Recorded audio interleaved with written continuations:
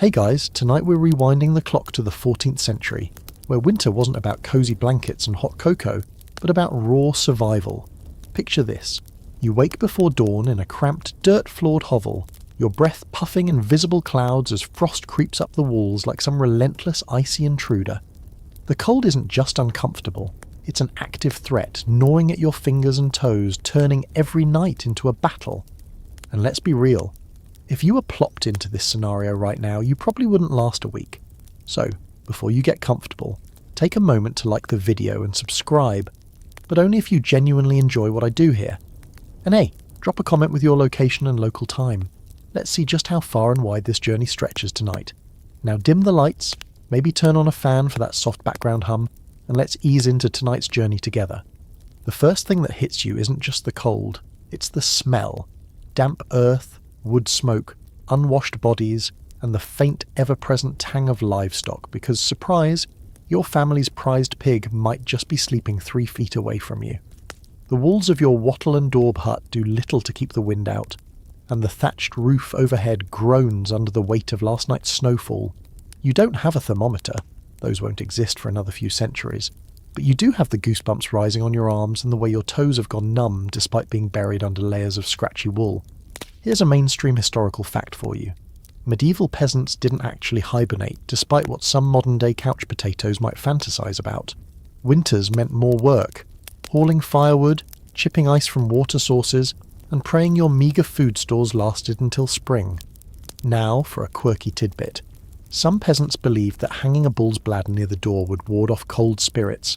Yes, winter was apparently haunted too. Did it work? Unlikely. But when you're desperate, you'll try anything. Kind of like how we still knock on wood today. Historians still argue whether the average peasant slept through the night or if they woke in shifts to tend the fire. Some say the constant interruptions led to a segmented sleep cycle, while others insist exhaustion knocked them out cold. Pun intended. Either way, one thing's certain. You're not hitting that coveted 8-hour REM cycle tonight.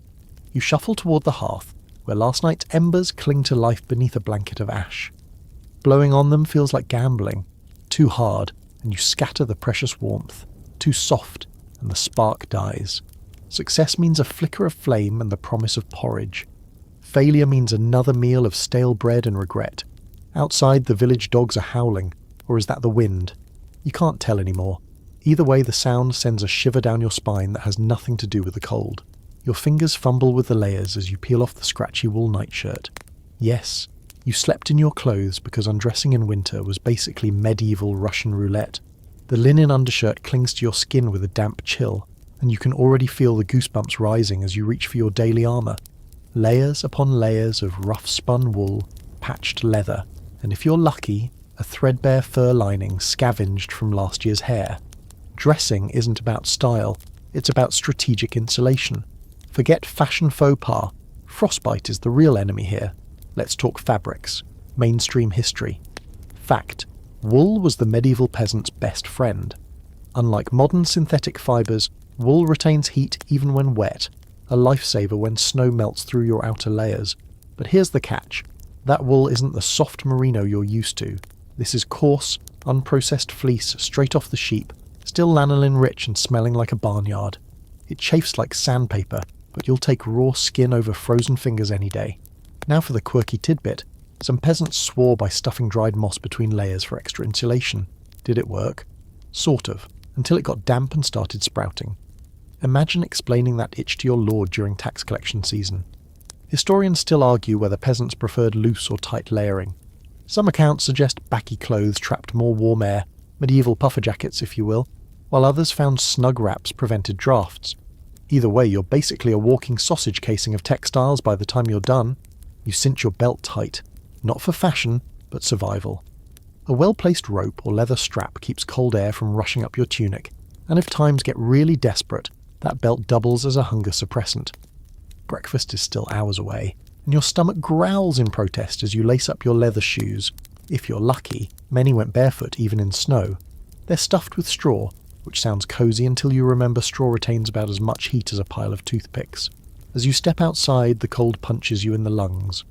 The village smith is already at work, his hammer ringing through the frosty air, a reminder that winter doesn't mean rest. Icicles hang like daggers from rooftops, and you sidestep a frozen puddle that cracked under someone's foot earlier, its jagged edges gleaming like broken glass. Your breath fogs in front of you as you join the procession to the fields. The Lord Steward watches from horseback, his fur-lined cloak mocking your patched layers. But you've got one advantage he doesn't: generations of peasant wisdom in every stitch and knot of your clothing.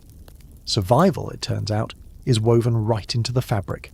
The hearth crackles with a deceptive cheerfulness as you huddle closer, your outstretched hands hovering just shy of the flames. That comforting glow comes with a hidden danger. The smoke curling upward isn't escaping cleanly through the roof hole. Instead, it's pooling near the ceiling before slowly sinking back down in a choking haze. You blink away tears as your lungs protest, but moving away means surrendering to the creeping cold at your back. This is the fire paradox. Breathe or freeze. Choose your poison. Mainstream history, fact. Medieval homes lacked proper chimneys until the 12th century, and even then many peasant dwellings made do with simple smoke holes. The result? Indoor air quality that would make a modern firefighter faint. Carbon monoxide poisoning wasn't understood, but peasants knew some nights left you waking with pounding headaches and a mouth tasting of ash. Here's a quirky survival tactic. Some households kept a live chicken near the hearth. Not for food. They believed the bird would faint before humans from smoke inhalation, serving as a living alarm system. Whether this worked, or just gave families one more thing to trip over in the dark remains, debatable. Historians still argue whether smoke inhalation or hypothermia claimed more lives during brutal winters. Some accounts suggest the elderly and children suffered most from lung damage, while others point to evidence of frostbite in burial remains. Either way, you find yourself playing a dangerous game of musical chairs with the hearth's warmth radius. Your eyes sting as you rotate slowly before the fire, frontside toasty while your backside prickles with cold. The children cough in their sleep nearby, their small bodies bundled together like nested spoons. You adjust the damp cloth over your mouth, a feeble attempt at filtration that mostly just makes you feel like you're breathing through a wet sock. Outside, the winter wind howls through gaps in the walls, stirring the hanging herbs that do little to mask the smoke's bite. The fire spits angrily as a damp log finally catches, sending up fresh plumes that have you ducking for clearer air near the floor. It's here, crawling in the soot, that you notice the clever design. The sleeping area is slightly raised, just high enough to stay above the worst of the smoke that hugs the ground like a malevolent fog. Tonight's calculation is simple. Bank the fire high enough to last until morning, but low enough that you might wake to see dawn. You arrange the logs with ritual care, the arrangement passed down from your grandmother, crisscrossed for airflow, with the driest piece saved for last. One final poke sends up a shower of sparks that dance briefly, before vanishing in the gloom above. As you settle into the least smoky corner, you can't help but envy the Lord's stone chimney, and wonder if the chicken's still breathing. The straw crunches under your weight as you burrow deeper into the shared bed, your spine pressed against your youngest child's knees while your feet tangle with your spouse's. This isn't sleeping, it's strategic thermal positioning. The family bed is less a piece of furniture and more a living organism, constantly shifting and rearranging itself throughout the night as bodies chase warmth like medieval heat-seeking missiles. Mainstream history fact: the concept of personal sleeping space simply didn't exist for medieval peasants. Entire families, sometimes spanning 3 generations, shared a single bed frame packed with straw ticking. And if you think that sounds crowded, wait until you meet your other bedfellows, the chickens roosting at the foot of the bed, the family dog curled between the children, and possibly a goat or two for good measure.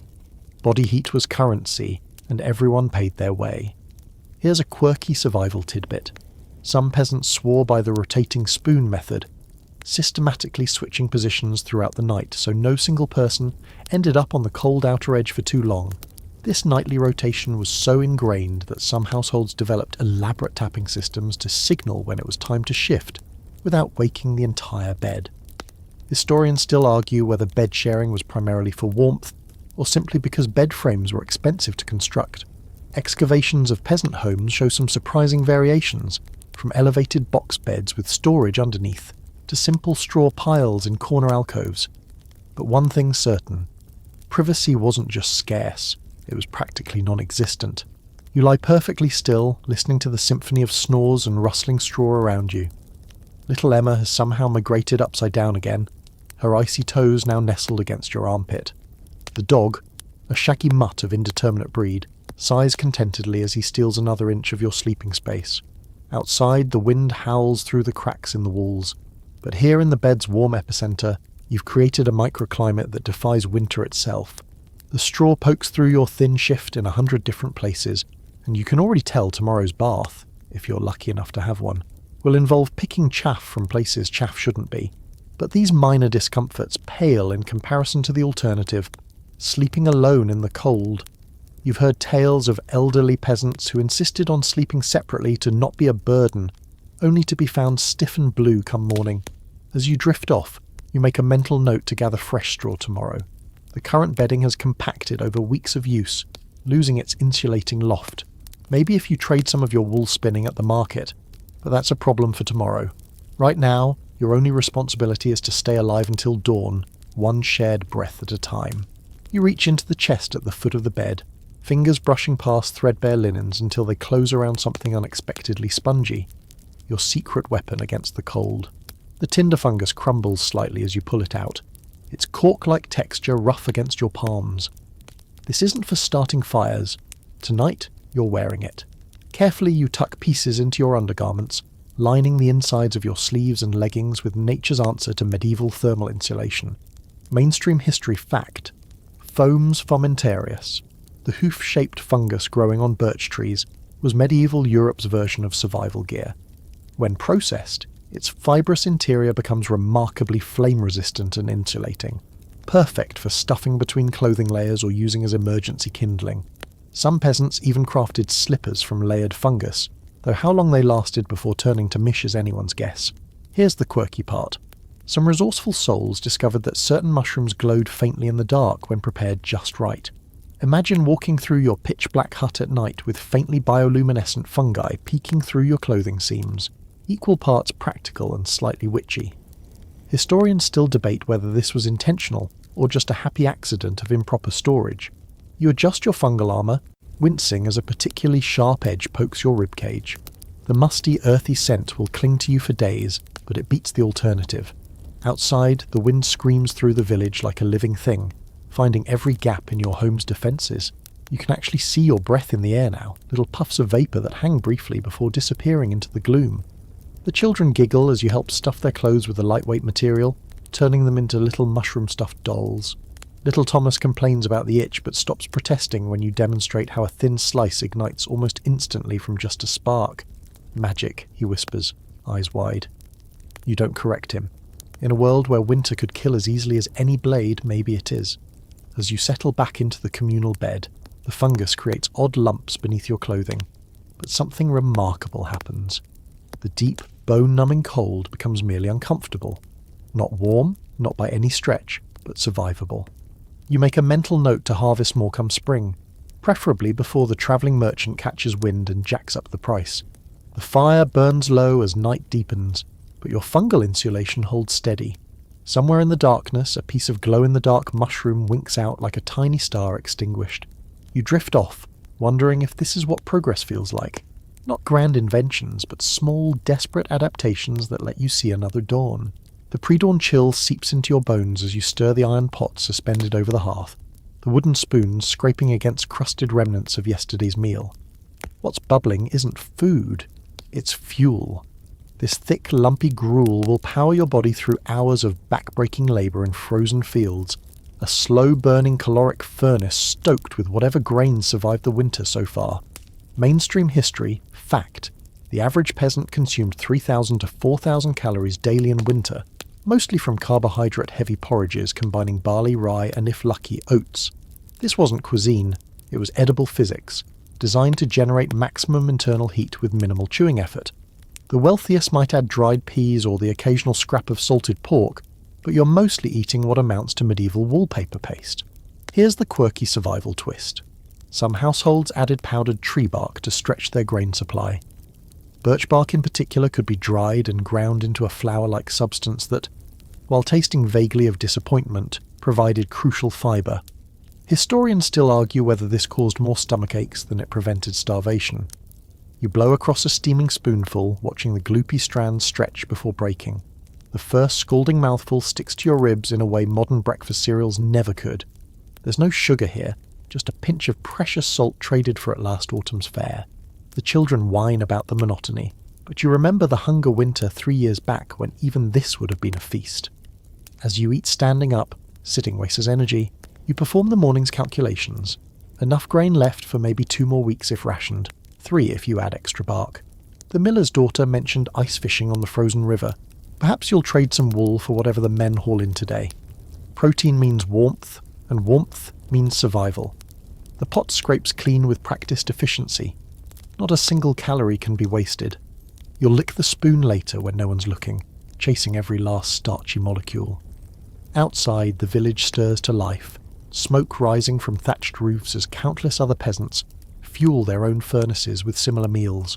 For now, the porridge sits heavy in your belly, a warm weight that'll slowly radiate outward as you face the frozen day ahead. The church bell tolls an unfamiliar rhythm, not for prayer, but for survival. You shuffle through deepening snow toward the village's only stone building, breath fogging in the moonlight. The heavy oak door groans open to reveal a scene that would shock any modern churchgoer. Dozens of villagers bedding down between pews, their bundled forms transforming the nave into a makeshift dormitory. This isn't sacrilege, it's communal thermodynamics in action. Mainstream history fact: churches doubled as emergency shelters during extreme cold snaps. Their thick stone walls retained marginally more heat than peasant huts, and the vaulted ceilings, while still freezing, at least kept snow off sleeping families. Some parish records show churches burning candles continuously during winter nights, not for worship, but to raise the interior temperature by a few precious degrees. Here's the quirky bit.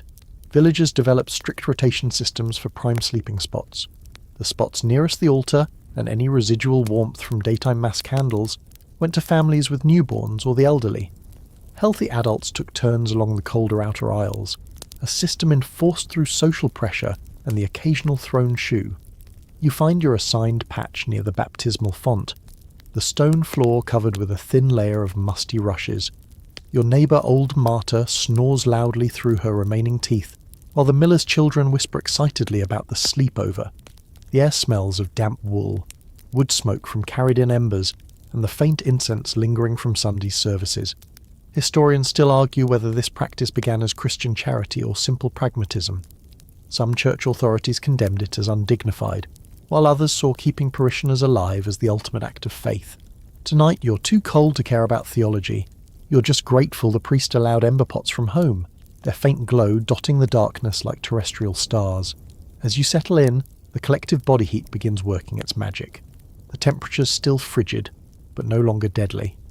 Someone starts humming a lullaby, the melody bouncing oddly off the vaulted ceiling. Outside, the wind screams past stained glass windows, but here in this unlikely refuge, winter's teeth can't quite reach you. The leather tankard hits your lips with a familiar bitterness, weak ale so thin you can practically see through it, but it's liquid warmth that won't freeze solid in your gut like water would. You take another measured sip, feeling the slight buzz spread through your empty stomach like a low-grade fever. This isn't drinking for pleasure, it's hydration physics, medieval peasant style. Mainstream history, fact. Alcohol was safer to drink than water in winter for 2 brutal reasons. First, the fermentation process killed pathogens that could wipe out a weakened village. Second, and more importantly, ale's alcohol content lowered its freezing point just enough to remain liquid when water sources turned to ice. Adults might consume 2 to 3 litres of weak ale daily just to stay functional. Here's the quirky survival angle. Some households added ground ivy or other herbs to their brewing vats, believing it prevented frostbite when consumed. While this was likely nonsense, the placebo effect probably convinced many a chilled peasant they felt warmer. Historians still argue whether this practice represented early medicinal knowledge or just desperate superstition. You pass the communal tankard to your sister, watching her throat move as she swallows. The children get an even more diluted version, barely alcoholic, but enough to take the edge off their constant shivering. Mead's sweetness would be preferable, but that's Lord's fare. Your village subsists on this murky brew that tastes like liquid bread with commitment issues. A sudden gust rattles the shutters, sending a collective shiver through the huddled household. Someone jokes about the ale blanket, that fleeting warmth that comes from alcohol dilating blood vessels. You know it's a trap. That artificial heat will steal more warmth than it gives once the buzz fades. But for now, With your fingers finally able to bend without pain, you'll take what comfort you can get. The fire pops as someone adds another precious log. Outside, the temperature plummets further, ice crystals forming on the inside of your one-glass window, a luxury salvage from a richer relative's discarded pain. You take one last sip before bed, the ale's warmth pooling in your core like a small sun. Tomorrow will bring more hauling, more chopping, more surviving. But tonight, the tankard makes the cold almost bearable. The firelight dances across wide-eyed faces as old Thomas leans forward, his voice dropping to a gravelly whisper. And when the Yule cat comes scratching at your door, he rasps, fingers curling like claws, you'd better be wearing new wool, or it'll drag you screaming into the blizzard. Little Marta squeals and buries her face in her mother's skirts, while the boys pretend they're too brave to be scared. You smile into your ale, another winter survival lesson disguised as a ghost story. Mainstream history, fact. Scandinavian communities told tales of the Jólakötturinn, a monstrous cat that preyed on those without new winter clothes. Similar chilling tales existed across Europe, from Germany's Frau Perchta to Slavic legends of the Morosco. These weren't just entertainment, they reinforced critical survival behaviours. Children who feared the winter wraiths stayed closer to home and didn't wander into snowdrifts. Here's the quirky bit. Some villages employed ghost impersonators, people who'd wrap in furs and rattle chains outside after curfew to scare stragglers indoors. The line between folk tradition and survival strategy blurred completely when the temperature dropped. Historians still argue whether these winter spirits were ever truly believed in, or if everyone quietly understood they were behavioural tools. You stoke the fire as the story continues, the shadows stretching unnaturally long across the hut's walls. The children edge closer to the hearth, their earlier protests about bedtime forgotten. Outside, the wind howls like the very creatures in Tomas's tale, and you notice even the teenagers have stopped pretending they're not listening. As the story reaches its climax, the Yule cat foiled by a clever grandmother's spinning wheel, you catch your youngest practicing the sign of the cross. The old ways and the new blend seamlessly when survival's at stake.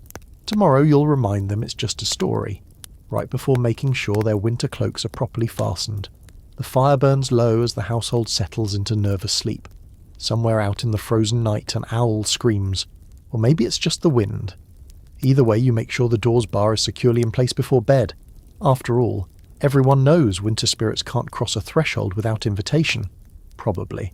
The chamber pot glows faintly in the pre-dawn gloom, its contents still radiating precious warmth from overnight. You hesitate for only a second before carefully pouring the liquid into a clay jar by the bedside. This isn't waste, it's thermal potential. The sharp ammonia scent mixes with wood smoke as you seal the container, creating what future archaeologists will politely call peasant central heating. Mainstream history fact. Urine's heat retention properties weren't just medieval peasant lore. Roman bathhouses famously piped the stuff through walls as primitive insulation. Your version is decidedly low-tech.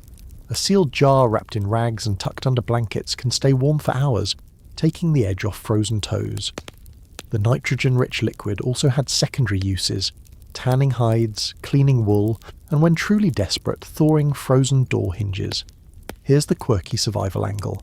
Some households competed to produce the most valuable urine by feeding their breadwinners special diets of fermented foods and starchy grains. The resulting liquid allegedly stayed warmer, longer, though whether this was chemistry or wishful thinking remains unclear.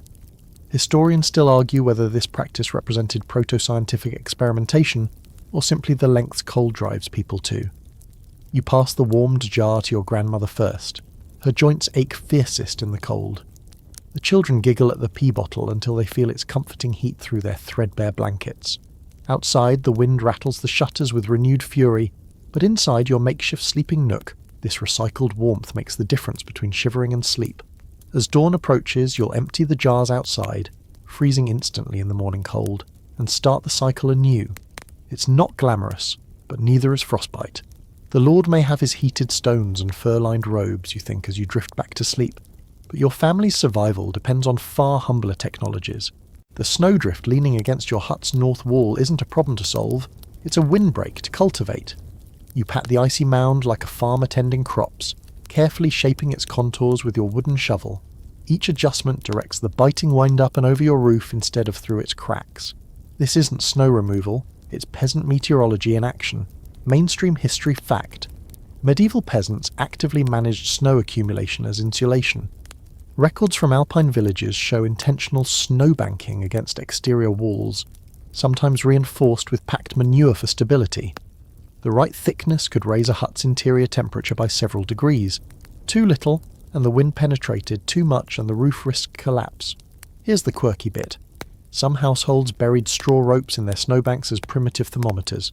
When the rope froze solid, they knew the insulation was working. If it remained pliable, the wall needed more packing. Historians still argue whether this was reliable science or just another winter superstition. You pause to blow warmth into your cupped hands, surveying your work. The village resembles some bizarre snow sculpture garden. Drifts intentionally left against walls, pathways carefully cleared in zigzag patterns to break the wind. Over by the baker's hut you spot young Peter, testing the snow's consistency by licking it, a method you personally find unreliable. As night falls, the fruits of your labour become apparent. The usual drafts are noticeably muted, the hearth's heat lingering longer in the still air. You make a mental note to check the snowbank after tomorrow's expected flurries. Good insulation requires maintenance like thatching or fence mending. Outside, the wind howls its frustration at being outmanoeuvred. Inside, your children sleep without their usual constant squirming for warmth. It's a small victory, but in the endless chess game against winter, you'll take every advantage you can get, even if it means sleeping next to a wall of slowly melting snow. The candle gutters unexpectedly, plunging your corner of the hut into darkness 2 hours before dawn. You curse under your breath. That tallow dip was supposed to last until morning. Now comes the brutal calculus. Light another precious candle for pre-dawn chores, or fumble in the dark and conserve resources. Winter nights turn every household item into a measured trade between light, heat, and survival. Mainstream history fact: medieval candles were far inferior to modern versions. Tallow, rendered animal fat, candles smoked terribly and burned unevenly, while beeswax was prohibitively expensive for peasants. An average tallow candle provided just 6 to 8 hours of faint flickering light, if the rats didn't gnaw it first. Here's the quirky survival tactic. Some households kept emergency candles, made from twisted rushes dipped in bacon grease. These makeshift lights burned faster and smelled like breakfast, but could be whipped up quickly when supplies ran low. Historians still argue whether rushlights were practical stopgaps, or just desperate fire hazards waiting to happen. You weigh the remaining candles like a banker counting coins. The blue one by the bed is sacred, reserved for childbirth or mortal injuries. The 2 stubby ones near the hearth must last through tomorrow's spinning work. With a sigh, you reach for the rushlight materials, knowing the greasy smoke will make your eyes water. As you twist the rushes, your mind drifts to the abbey you once visited, where endless rows of beeswax candles burned without concern. The memory of that steady golden light feels like something from another world. Your current reality involves squinting at the faint glow illuminating maybe 3 feet of floor space, the shadows dancing like hungry spirits at the edges. The children stir as the new light flickers to life, its uneven sputtering casting eerie shapes on the walls. You shield it carefully with your hand as you move to check the hearth. One gust could undo hours of work. Outside, the wind seems to laugh at your efforts, rattling the shutters in time with the candle's wavering flame. By the time true dawn arrives, your eyes ache from straining, and your nostrils sting with tallow smoke. But the candle ration held, barely. You make a mental note to trade for more at next market day, even if it means going without salt. Winter nights are long enough without sitting in total darkness, listening to the cold creep ever closer. You wake to the familiar itch crawling up your inner thigh, not the sharp sting of a louse bite, but the persistent prickling of fleas moving through your layered woolens. In summer you'd strip and hunt them down, but winter forces an uneasy truce. These bloodsuckers are the price of insulation, tiny co-inhabitants sharing your body heat. Mainstream history fact: fleas and body lice were endemic in medieval Europe, with studies of burial remains showing nearly universal infestation. Peasants accepted these winter guests as inevitable. Removing all one's clothing to hunt parasites in freezing temperatures was far more dangerous than enduring their bites. The wealthy suffered equally, even kings scratched. Here's the quirky survival angle. Some households employed flea traps, hollow sticks filled with sticky resin and tucked into bedding. The theory was fleas would prefer the warm, confined space and get stuck. In reality, this probably caught about 3 fleas while the remaining hundreds threw a parasite party in your underclothes. Historians still argue whether these traps were functional, or just psychological comfort. You shift carefully, trying not to disturb the sleeping child beside you. The flea bites form constellations across your skin, ankles, waist, armpits, a map of where your clothing fits tightest. Across the hut, your spouse performs the same subtle wiggle dance. There's unspoken understanding here. Scratching means admitting defeat, so you both pretend not to notice until spring. The fire pops, sending up a shower of sparks. For a fleeting moment, you consider stripping and holding your clothes over the flames to drive the fleas out. But the risk of burning your only winter layers outweighs any temporary relief. Instead, you rub a handful of snow along your wrists. The numbing cold at least dulls the itching. As dawn approaches, you notice the fleas becoming less active. Maybe they're cold too, or perhaps they've simply gorged themselves into torpor. It's small comfort, but in the endless calculus of winter survival, you'll take what you can get. The children will wake soon, and the day's real challenges will begin. For now, you have a few precious flea-free moments to enjoy. Your stomach growls like a cornered wolf as you tighten your belt another notch, not for fashion, but to quell the hunger pangs. The grain stores, carefully rationed since autumn, now show more empty space than food. Winter's halfway point is always the cruelest. Too late to turn back, too early to see relief, with nothing but gnawing hunger and the knowledge that spring could still be months away. Mainstream history fact: medieval peasants faced seasonal malnutrition as a predictable hardship. Studies of skeletal remains show hunger lines in tooth enamel and bone growth interruptions corresponding to winter months. The body literally recorded these annual famines in its architecture, a grim calendar of scarcity. Here's the quirky survival tactic. Some villagers practiced famine bread recipes using ground tree bark, crushed acorns, or even powdered animal bones when grain ran out. These desperation foods could keep people alive, but often caused digestive distress, leading to sayings like, "better a full bellyache than empty belly." Historians still argue whether these practices reflected ingenious adaptation or the brink of collapse. You run your fingers through the near-empty grain sack, feeling for any overlooked kernels.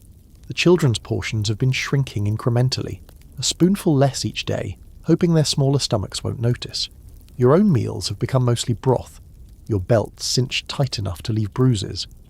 Outside, the snow hides last autumn's gleaning grounds, where you might have found forgotten turnips or frozen cabbage stalks. The Lord's storehouses stand conspicuously full down the valley, their guards extra vigilant this time of year. You push that dangerous thought away. Starvation is miserable, but getting caught stealing means losing a hand, and frostbite already took 2 fingers last winter. The fire pops, drawing your eye to where a single forgotten oat clings to the cooking pot's edge. You scrape it free with your fingernail and let it dissolve slowly on your tongue, savouring the fleeting taste of real food. Tomorrow you'll check the traplines again, or maybe trade your good wool cloak for whatever the fisherman caught beneath the ice. For now, you tighten your belt once more, and try to remember that hunger, like winter, is temporary. Old Birgit's gnarled fingers trace the ice patterns on your window ledge like some frozen oracle's scroll. 3 more weeks of hard cold, she murmurs, her milky eyes seeing something beyond the frost.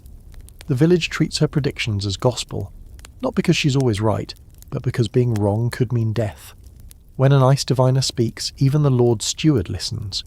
Mainstream history fact: before modern meteorology, communities relied on weather prophets, often elderly women with generations of observational experience. They tracked subtle signs, the thickness of onion skins, the nesting patterns of birds, the way ice cracked on ponds. While not scientifically precise, their predictions were often more reliable than blind guesswork. Here's the quirky bit.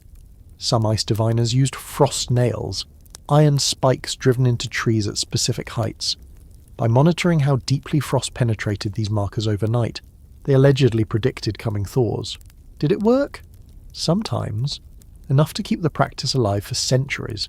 Historians still argue whether this was proto-science or just the placebo effect of needing to believe winter would end. You watch as Birgit licks her finger and holds it up to the wind, her face scrunching in concentration. The children hover nearby, half afraid, half fascinated by this living relic of older times. When she declares the worst will pass by the next full moon, you feel your shoulders relax slightly. Not because you fully believe her, but because having any endpoint makes the cold more bearable. As she leaves, you notice her examining the sheep's winter coat thickness and the way the smoke from your chimney curls. These are the real clues, you realise, not the mystical finger-licking, but the accumulated wisdom of 80 winters survived. You make a mental note to watch the crows tomorrow. If they start gathering near the south pasture, maybe Birgit's prediction will hold. The wind shifts slightly that evening, carrying a scent that might be earth instead of pure ice. Or maybe you're imagining it. Either way, for the first time in months, you let yourself think about spring, not as a fantasy, but as an inevitability. Somewhere beneath the snow, seeds are waiting. Somewhere beyond the clouds, the sun still exists. You rotate your socks like a soldier reloading muskets, one pair drying near the hearth while the other slowly freezes against your skin. This isn't laundry day, it's thermal logistics. Those damp wool tubes are more than foot coverings, they're your first line of defence against losing toes to the creeping cold. Mainstream history fact. Frostbite was so common that medieval medical texts had elaborate and horrifying treatments for mortified flesh. Prevention was the only real cure, leading peasants to develop intricate systems for managing moisture in clothing. Wool socks were rotated every few hours, while leather boots got stuffed with dried moss or hay for insulation. Here's the quirky survival tactic. Some households kept dead zones, specific corners of their huts where cold pooled so intensely that no one ventured there in winter. These spots became natural freezers for storing food, or for giving children dares about who could stand there longest. Historians still argue whether these zones resulted from poor construction or intentional design. You wriggle your toes in the newly warmed socks, watching steam rise from the pair near the fire. The children have their own rotation schedule, their smaller feet losing heat faster than yours. Little Marta's left big toe already shows the whitish tinge you've learned to fear. Tonight you'll rub it with snow to restore circulation no matter how she screams. By the door, your spare boots stand ready with fresh hay stuffing. It's a small comfort to know that when you next brave the outhouse, at least your feet will start dry. The thought reminds you to check the urine jars, another thermal resource not to waste. Every piece of warmth must be harvested, recycled, and stretched to its limits. As night falls, you perform the ritual one last time. Damp socks off, dry socks on. The firelight reveals your toenails' bluish tint, but they're still attached, for now. You flex them carefully, watching the colour return. Another day survived, another rotation complete. Tomorrow the battle continues, one frozen foot at a time. The first raindrop hits your face like a betrayal. Not the gentle spring shower you prayed for, but an icy deluge that soaks through your layers in minutes. After months of battling frost now comes winter's cruelest joke. Freezing rain that steals body heat 20 times faster than dry cold. You slog through the village mud, each step heavier than the last, realising survival just got more complicated. Mainstream history, fact. The transition from winter to spring was statistically the deadliest time for medieval peasants. Wet cold caused respiratory illnesses, while melted snow revealed corpses of weaker neighbours and livestock. Psychological tolls were equally severe. After months of tension, many succumbed to spring collapse, just as conditions improved. Here's the quirky survival angle. Some villages held threshold ceremonies when temperatures first rose above freezing, jumping over bonfires or washing faces in snowmelt to purify from winter's grip. These rituals likely helped mark the psychological shift from survival mode to recovery. Historians still argue whether they were spiritual practices or early public health measures. You wring out your cloak inside the doorway, watching brownish water pool on the floor. The children sniffle ominously, that wet wool smell mixing with the first earthy scents of thaw. Every cough makes you flinch. Winter was straightforward, but this damp chill gets inside your bones differently. Old Marta claims the rain will knock the frost out of the ground, but you're not ready to hope yet.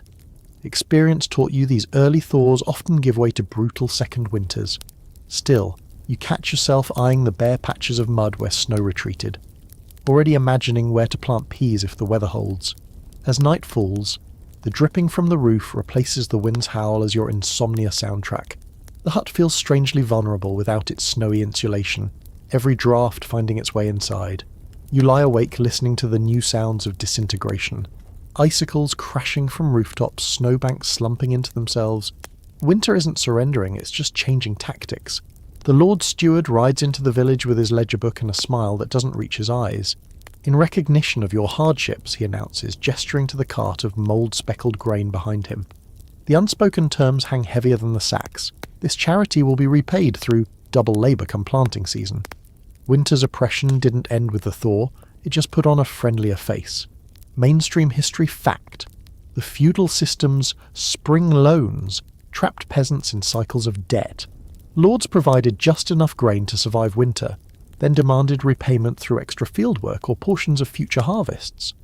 Records show some families owed 60% of their crops before planting even began. Here's the quirky bit. Some villages developed elaborate schemes to hide grain. False floorboards in churches, hollowed-out tree trunks, even coffins repurposed as secret storage. The most desperate would swallow precious seeds before inspections, then recover them later. Historians still argue whether these acts were rebellion or mere survival instinct. You force a grateful nod as the steward measures your allotment, already calculating how to stretch these wormy kernels. The children eye the grain with hollow-eyed hope, too young to understand the debt being written against their futures. Nearby, Widow Agnes refuses her share outright. Better to starve than owe more than she can repay. As the cart creaks away, you join the silent work of sorting edible grains from the rotten. The process feels eerily familiar. Just another form of winter rationing, another calculation of minimum survival. The snow may be melting, but the cold arithmetic of peasant life continues unchanged. That night, you dream of the steward's ledger book, its pages stretching endlessly as your name appears beside debts you don't remember incurring. You wake sweating despite the chill, grasping at the reassurance that at least the dream's ink wasn't frozen. Small comforts in the long thaw toward freedom. You jolt awake for what feels like the 100th time tonight, the ember's fading glow demanding another log. This isn't sleep. It's a series of feverish micro-naps between fire tending, each wake-up blurring the line between reality and exhaustion, induced hallucinations. The winter's accumulated sleep debt could fill the Lord's treasury twice over. Mainstream history fact.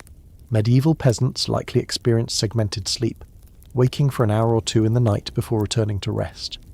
Winter exacerbated this pattern, with firewatch shifts creating what modern sleep scientists would call polyphasic sleep. The resulting exhaustion lowered immune responses just as spring illnesses arrived. Here's the quirky survival tactic. Some households used fire clocks, candles marked at intervals, or water clocks that dripped onto metal plates to ration wakefulness. Others relied on the bladder's natural timer, assuming you hadn't repurposed that warmth. Historians still argue whether these methods improved rest or just added another chore. You stumble to the hearth, your vision swimming with half-remembered dreams. Were you really chasing a giant squirrel through a forest of icicles? The new log catches slowly, its smoke stinging your already raw eyes. Outside, an owl hoots, what feels like mockery at your nocturnal vigil. The children sleep through it all, their small bodies somehow adapting better to the interruptions. You envy their resilience as you collapse back onto the straw mattress, knowing full well you'll be up again in what feels like minutes. The fire's crackle blends with your racing thoughts. Was that a spark escaping the hearth, or just another sleep-deprived hallucination? Dawn finds you hollow-eyed and twitchy, your hands shaking as you relight the cooking fire. The birdsong outside seems louder today, or maybe your frayed nerves are amplifying everything. One more month of this, you tell yourself. One more month until true spring, when maybe, just maybe, you'll sleep through a whole night again. The first true birdsong of spring pierces the morning air like a promise kept. You step outside to find the world transformed overnight, patches of bare earth widening, snowbanks retreating to their last strongholds in shadowed hollows. Then you see them, the dark shapes in the melting drifts, a frozen lamb here, a starved field mouse there, winter's casualties emerging from their icy graves. Survival always comes with receipts. Mainstream history, fact. Medieval spring was less about renewal than reckoning. Parish records show mortality often peaked in March-April, as weakened bodies succumbed to disease or starvation just as conditions improved. The thaw also revealed which villages had gambled wrong on their winter rationing. Entire communities sometimes found frozen in their homes. Here's the quirky bit. Some cultures practiced straw man rituals, burning or drowning effigies representing winter's hardships. These symbolic purges let communities process collective trauma, while literally clearing space for new growth. Historians still argue whether these were healthy coping mechanisms or just another way to avoid harder truths. You kneel beside the frozen lamb, its wool matted with ice crystals. Part of you wants to look away. Another part insists on witnessing this properly. The children will need explaining why their favourite ewe won't be having babies this spring. Your spouse starts digging a grave without a word. Some losses are too familiar to need discussion. As the day warms, the village comes alive in fits and starts. Neighbours emerge like survivors of some silent battle, comparing frostbite scars and empty larders. The miller's wife shares the first fresh greens, watercress plucked from the stream's edge, and the tart bite on your tongue tastes like hope itself. You shed a layer for the first time in months, feeling the sun's weak fingers on your wrists. The winter's shadow still lingers in your joints, in the way you automatically scan the horizon for storm clouds.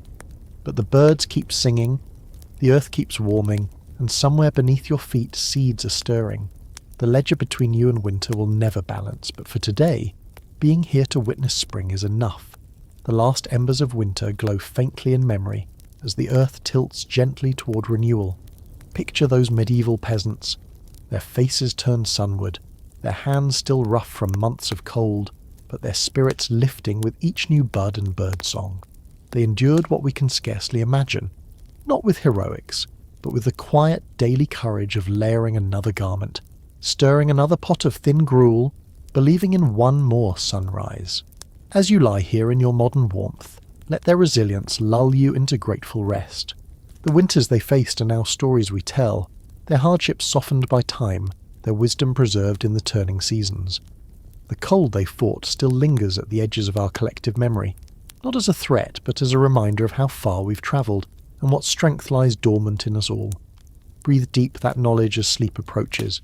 The medieval night may have been colder, darker, longer, but the same moon shone down on them, the same promise of spring carried them forward, just as it does for you now in whatever challenges you face. Let their example be a comfort, not a burden, a whisper across centuries that says simply, you too can endure. The fire burns low, the night grows soft, the world turns patiently toward dawn.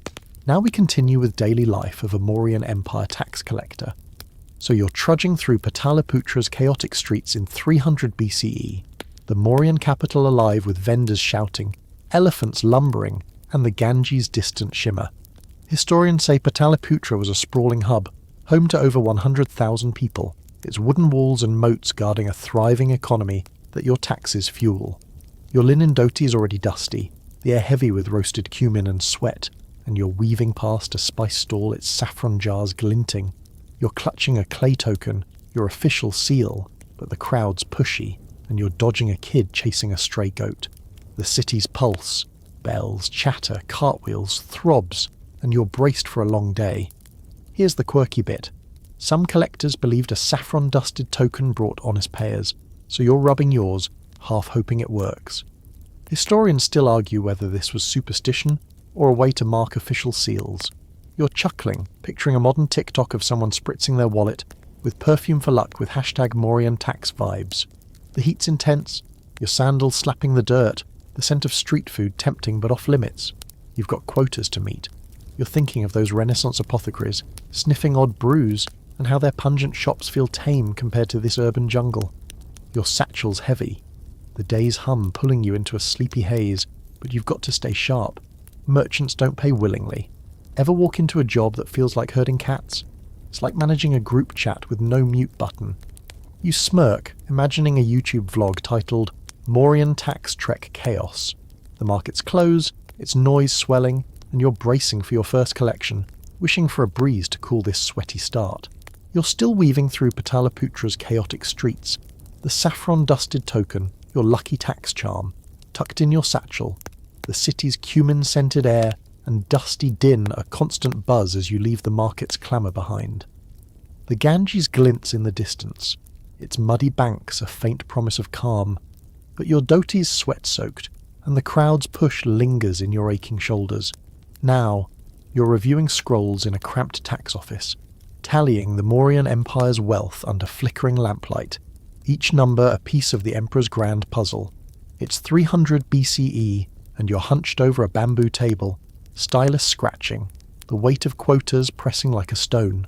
Historians say the Mauryan Empire's tax system, detailed in texts like the Arthashastra, was sophisticated, with collectors like you tracking land, trade and craft revenues to fund roads, armies and Ashoka's stupas.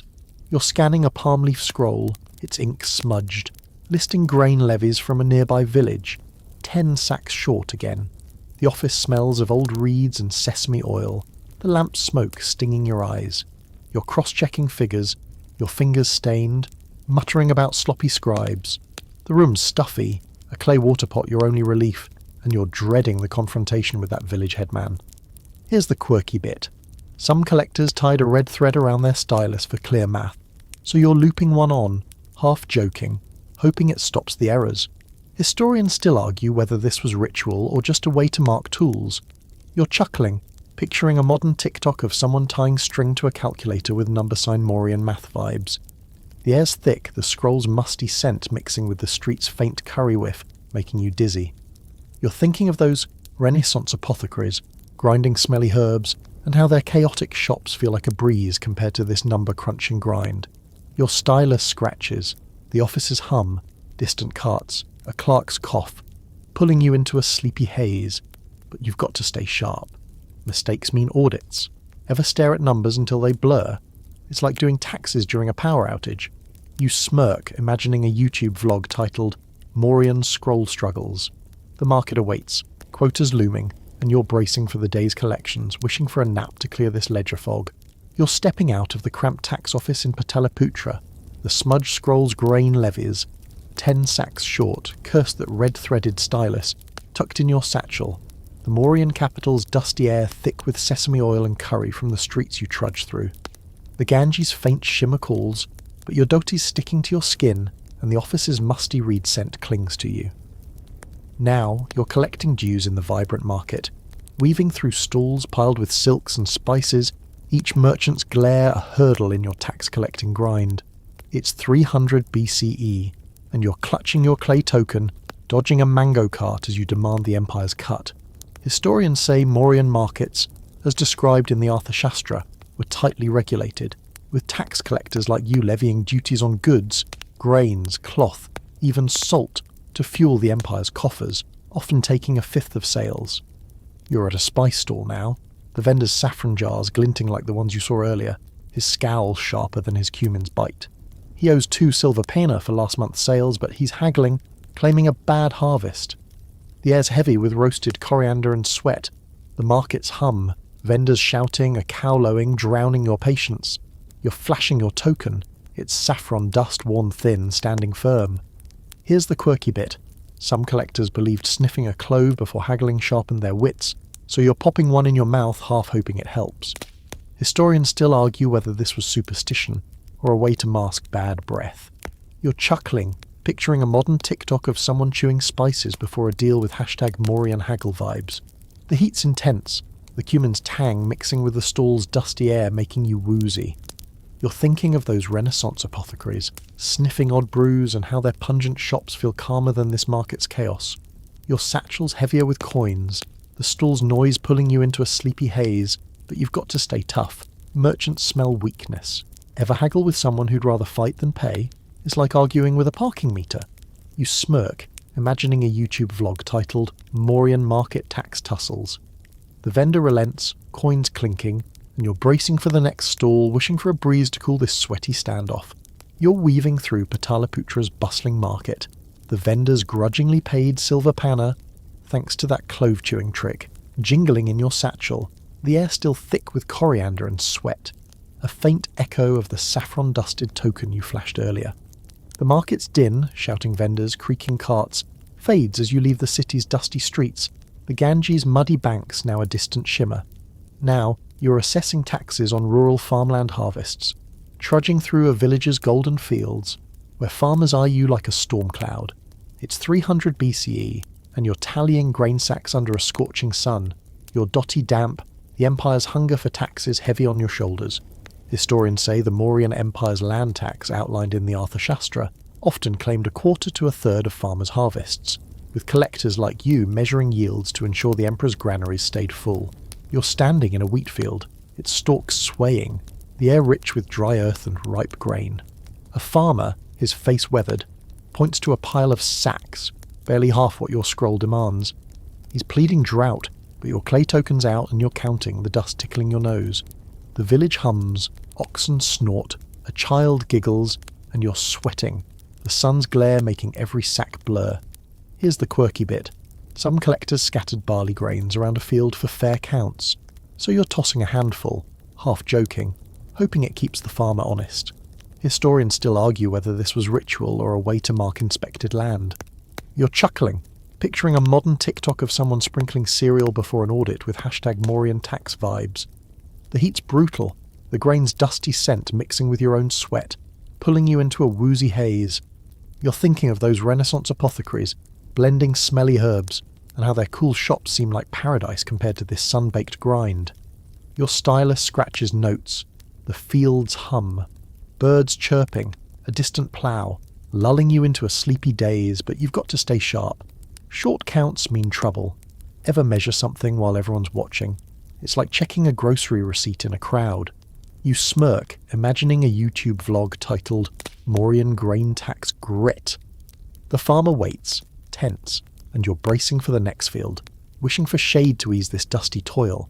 You're trudging away from the wheat field, the farmer's short pile of grain sacks, barley scattering ritual or not, still nagging at you, their dusty scent clinging to your dhoti as you leave the village's golden expanse behind. The Mauryan Empire's tax demands heavier than the silver parna from that market stall. The sun blazes, the air thick with dry earth and the faint hum of Pataliputra's distant bustle.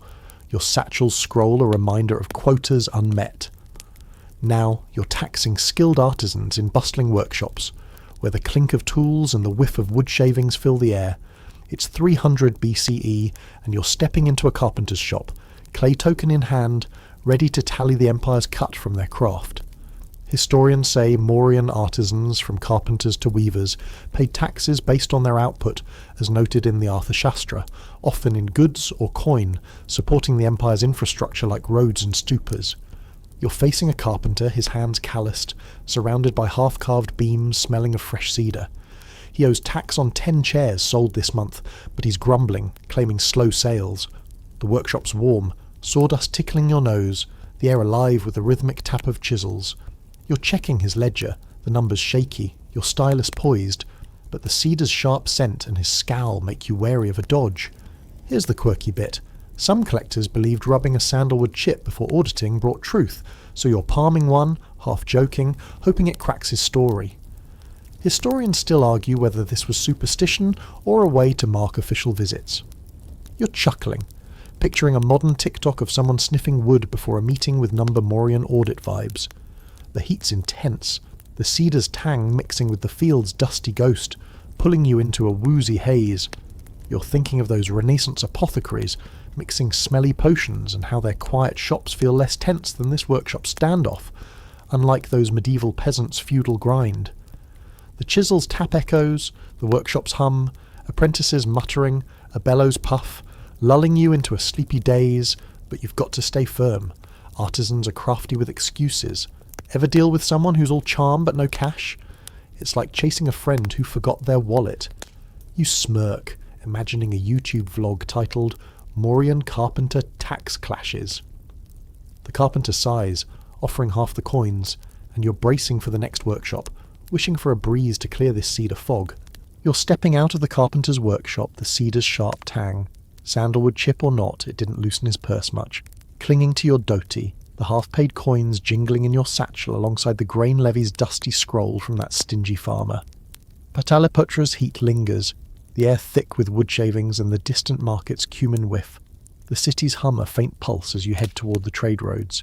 Now, you're overseeing tariffs on caravan trade goods, standing at a dusty checkpoint where merchants and camels clog the Mauryan Empire's arteries. It's 300 BCE, and you're flashing your clay token, eyes sharp for smugglers, the Empire's wealth hinging on your tally. Historians say the Mauryan Empire's trade routes, as detailed in the Arthashastra, connected Pataliputra to distant regions like Taxila, with tax collectors like you levying duties on goods, silks, spices, even elephants, to fund Ashoka's grand projects. You're facing a merchant, his camel laden with indigo bales, their faint inky scent mixing with the road's dust. He owes 1/10 of his load, but he's muttering about bandits cutting his profits. The checkpoint's chaotic, camels snort, porters shout, and you're checking his tally, the sun baking your shoulders, your token saffron dust long gone. Here's the quirky bit. Some collectors believe tying a copper coin to their belt warded off dishonest traders, so you're knotting one on, half joking, hoping it spots a lie. Historians still argue whether this was superstition or a way to signal authority. You're chuckling, picturing a modern TikTok of someone dangling coins before a deal with number Mauryan trade vibes. The air's dry, the indigo's subtle tang tangling with the road's sweaty reek, making you woozy. You're thinking of those Renaissance apothecaries, sniffing exotic spices, and how their fragrant shops feel tame compared to this dusty chaos, unlike those medieval peasants' muddy tax woes. Your stylus scratches, the checkpoints hum, creaking carts, a camel's grunt, pulling you into a sleepy haze, but you've got to stay alert. Smugglers love a drowsy collector. Ever guard something everyone wants to sneak past? It's like babysitting a cookie jar at a party. You smirk, imagining a YouTube vlog titled Mauryan Trade Route Hustle. The merchant pays grudgingly, and you're bracing for the next caravan, wishing for shade to cool this gritty grind. You're trudging away from the dusty trade checkpoint. The merchant's indigo bales, grudgingly taxed despite your coin-tied belt trick, fading into the caravan's dust cloud, their inky scent lingering in your satchel alongside the carpenter's cedar and the market's cumin whiff. Pataliputra's heat clings, the air thick with road dust and the distant Ganges' muddy promise. Your dhoti stiff with sweat as you head toward the royal palace. Now, you're reporting collections to the Mauryan court, standing before stern officials in a marble hall, their scrutiny heavier than your satchel scrolls. It's 300 BCE, and you're clutching your clay token, heart pounding, the Empire's gaze fixed on your every word. Historians say the Mauryan court under rulers like Ashoka relied on tax collectors like you to fund vast armies and public works, with officials cross-checking reports to curb corruption, as noted in the Arthashastra. You're in the palace's grand hall, its pillars carved with lotuses, the air cool but heavy with incense and ambition. A courtier, his silk robe gleaming, questions your figures. Those short grain levies from the farmer's field sting now. You're unrolling a scroll, stylus trembling, explaining the market's dues and trade tariffs, the incense's sweet smoke making you dizzy. The hall's quiet, save for whispers and the clink of gold ornaments, and you're sweating despite the marble's chill. Here's the quirky bit. Some collectors believe chewing betel leaf before court sharpened their speech, so you're working one now, half hoping it smooths your words. Historians still argue whether this was ritual or just a breath freshener for tense moments. You're chuckling, picturing a modern TikTok of someone chomping leaves before a presentation, with hashtag Mauryan Court vibes. The air's thick, the incense's floral tang tangling with your beetle's spicy bite, pulling you into a woozy haze. You're thinking of those Renaissance apothecaries, facing fussy clients, and how their smelly shops feel less daunting than this court's glare, unlike those medieval peasants' feudal dread. The scroll rustles, the court's hum, soft footsteps, a scribe's cough, lulling you into a sleepy daze, but you've got to stay sharp. One slip, and you're demoted. Ever face a boss who sees through your excuses? It's like a job review with no coffee. You smirk, imagining a YouTube vlog titled Mauryan Court Tax Terrors. The courtier nods, barely, and you're bracing for the next task, wishing for a breeze to clear this incense fog. You're slipping out of the Mauryan Palace's marble hall, the courtier's curt nod. Betel leaf or not, it barely saved you. Still burning in your mind, the incense's floral haze clinging to your dhoti as you leave Pataliputra's royal scrutiny behind. The city's evening air hits you, thick with dust and the faint cumin whiff from the market, your satchel heavy with scrolls and the trade caravan's coins. Now, you're negotiating taxes with powerful temple priests. Their sacred precincts a fragrant but tense battleground for the Empire's dues. It's 300 BCE, and you're standing in a temple courtyard, clay token in hand, facing a priest whose calm smile hides a steel will. Historians say Mauryan temples, as described in texts like the Arthashastra, were major economic hubs, receiving donations that tax collectors like you partially claimed for the state, often sparking disputes with religious authorities. You're in a sandstone courtyard, lotus carvings glowing under torchlight, the air rich with sandalwood and ghee from flickering lamps. The priest, draped in white, argues the temple's grain offerings are sacred, not taxable, but your scroll lists a tenth as the empire's share. His voice is soft, the scent of jasmine offerings heady, but you're holding firm, your token's saffron dust long faded, the negotiation a delicate dance. Here's the quirky bit. Some collectors believed circling a temple's altar thrice before talks ensured favour, so you're pacing the steps, half joking, hoping it softens the priest. Historians still argue whether this was devotion or a way to signal respect. You're chuckling, picturing a modern TikTok of someone looping around a desk before a deal with number Mauryan temple vibes. The air's warm, the sandalwood sweet tang mixing with the palace's incense ghost, pulling you into a woozy haze. You're thinking of those Renaissance apothecaries, haggling over smelly herbs, and how their market spats feel lighter than this sacred standoff, unlike those medieval peasants' feudal tax woes. The lamps flicker, the temples hum, chants, a bell's clang, lulling you into a sleepy daze, but you've got to stay sharp. Priests wield influence. Ever negotiate with someone who's untouchable? It's like bargaining with a celebrity's lawyer. You smirk, imagining a YouTube vlog titled Mauryan Temple Tax Tangles. The priest relents, offering half the grain, and you're bracing for the next task, wishing for a cool night to clear this jasmine fog. You're leaving the temple courtyard, the priest's half-yielded grain, one after your altar-circling ritual logged in your scroll, the sandalwood and jasmine's sweet haze lingering on your dhoti, as Pataliputra's evening air, thick with dust and faint market cumin, greets you. The city's hum softens, the Ganges' distant shimmer a quiet lure. But your satchel's weight, packed with coins and palace reports, keeps you grounded.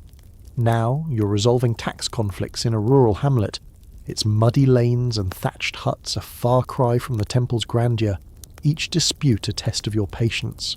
It's 300 BCE, and you're standing under a banyan tree, clay token in hand, mediating between feuding villages. Historians say Mauryan tax collectors, as noted in the Arthashastra, often acted as mediators in rural disputes over tax assessments, ensuring fairness to maintain order and revenue flow for the empire. You're facing two farmers, their faces lined, arguing over a shared field's grain levy. One claims the other's oxen ate half his crop, dodging his share. The hamlet smells of cow dung and cooked lentils, the air heavy under the banyan's shade.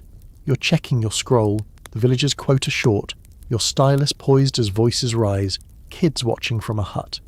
The tree's roots twist like old arguments, and you're sweating, the heat pressing despite the dusk. Here's the quirky bit. Some collectors believe tying a leaf to their satchel calmed disputes, so you're knotting a banyan leaf, half joking, hoping it quiets the shouting.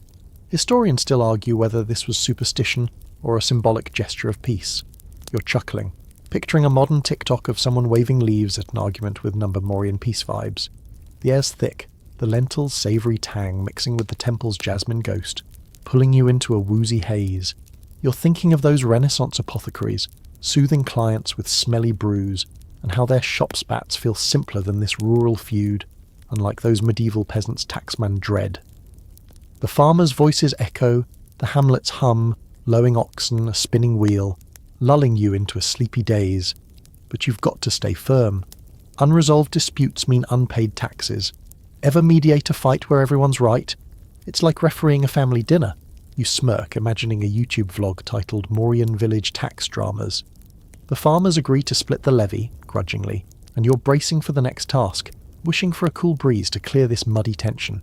You're trudging away from the banyan tree in the rural hamlet, the farmers' grudging agreement to split their grain levy, sealed with that banyan leaf tied to your satchel, logged in your scroll, the scent of lentils and cow dung fading as Pataliputra's distant lights beckon. The evening air's thick with dust, the temple's jasmine haze a faint memory, your dhoti stiff with sweat, and the weight of coins from the trade caravan. Now, you're inspecting coins for fraud in Pataliputra's bustling market, your eyes sharp for counterfeits among the silver panna that fuel the Mauryan Empire's wealth. It's 300 BCE, and you're at a grain stall, clay token in hand, squinting at a suspicious coin under torchlight. Historians say the Mauryan Empire used standardized silver panna coins, as evidenced by archaeological finds, but counterfeiting was common, requiring collectors like you to check weights and stamps to protect the treasury per the Arthashastra. You're holding a coin, its lion stamp blurry, lighter than it should be. Lead, maybe, not silver. The vendor, a wiry man with a nervous grin, swears it's legit, but you're rubbing it, feeling the texture. The market's alive, vendors shout, a donkey brays, the air heavy with roasted cumin and sweat, the torch's smoke stinging your eyes. You're pulling a balance scale from your satchel, the coins fate your call. Here's the quirky bit. Some collectors believe tapping a coin thrice on wood revealed fakes by sound, so you're rapping it on the stall's plank, half joking, hoping for a telltale thud. Historians still argue whether this was practical or just superstition. You're chuckling, picturing a modern TikTok of someone tapping quarters on a counter with #Mauryan coin vibes. The heat's intense, the cumin's tang mixing with the hamlet's dusty ghost, pulling you into a woozy haze. You're thinking of those Renaissance apothecaries, sniffing out dodgy potions and how their smelly shop feels calmer than this market's tense game. Unlike those medieval peasants' tax woes. The scale tips confirming the fraud, the vendor's grin fading and you're confiscating. The market's hum, clinking coins, a child's laugh, lulling you into a sleepy daze, but you've got to stay sharp. Fakes threaten quotas. Ever catch someone red-handed? It's like spotting a kid with cookie crumbs mid-lie. You smirk, imagining a YouTube vlog titled Mauryan Coin Crackdown. Another vendor waits, coins ready, and you're bracing for the next check, wishing for a breeze to clear this smoky air. You're still in Pataliputra's bustling market, the counterfeit coin's dull thud, tapped thrice on wood just in case, still ringing in your ears, the vendor's nervous grin a fading memory as you tuck the fake panner into your satchel, its weight a grim addition to the hamlet's grain levies and the temple's jasmine-scented deal. The market's torchlight flickers, the air thick with cumin and sweat, the distant Ganges shimmer lost in the night's heat. Now, you're managing tax breaks during a grand festival, the city alive with music and offerings, each exemption a delicate balance of faith and empire. It's 300 BCE, and you're weaving through crowds, clay token in hand, dodging dancers to track who spared the taxman's bite. Historians say Mauryan festivals, often tied to harvests or Buddhist events, included tax exemptions for the poor, as noted in the Arthashastra, to boost goodwill and stability under rulers like Ashoka.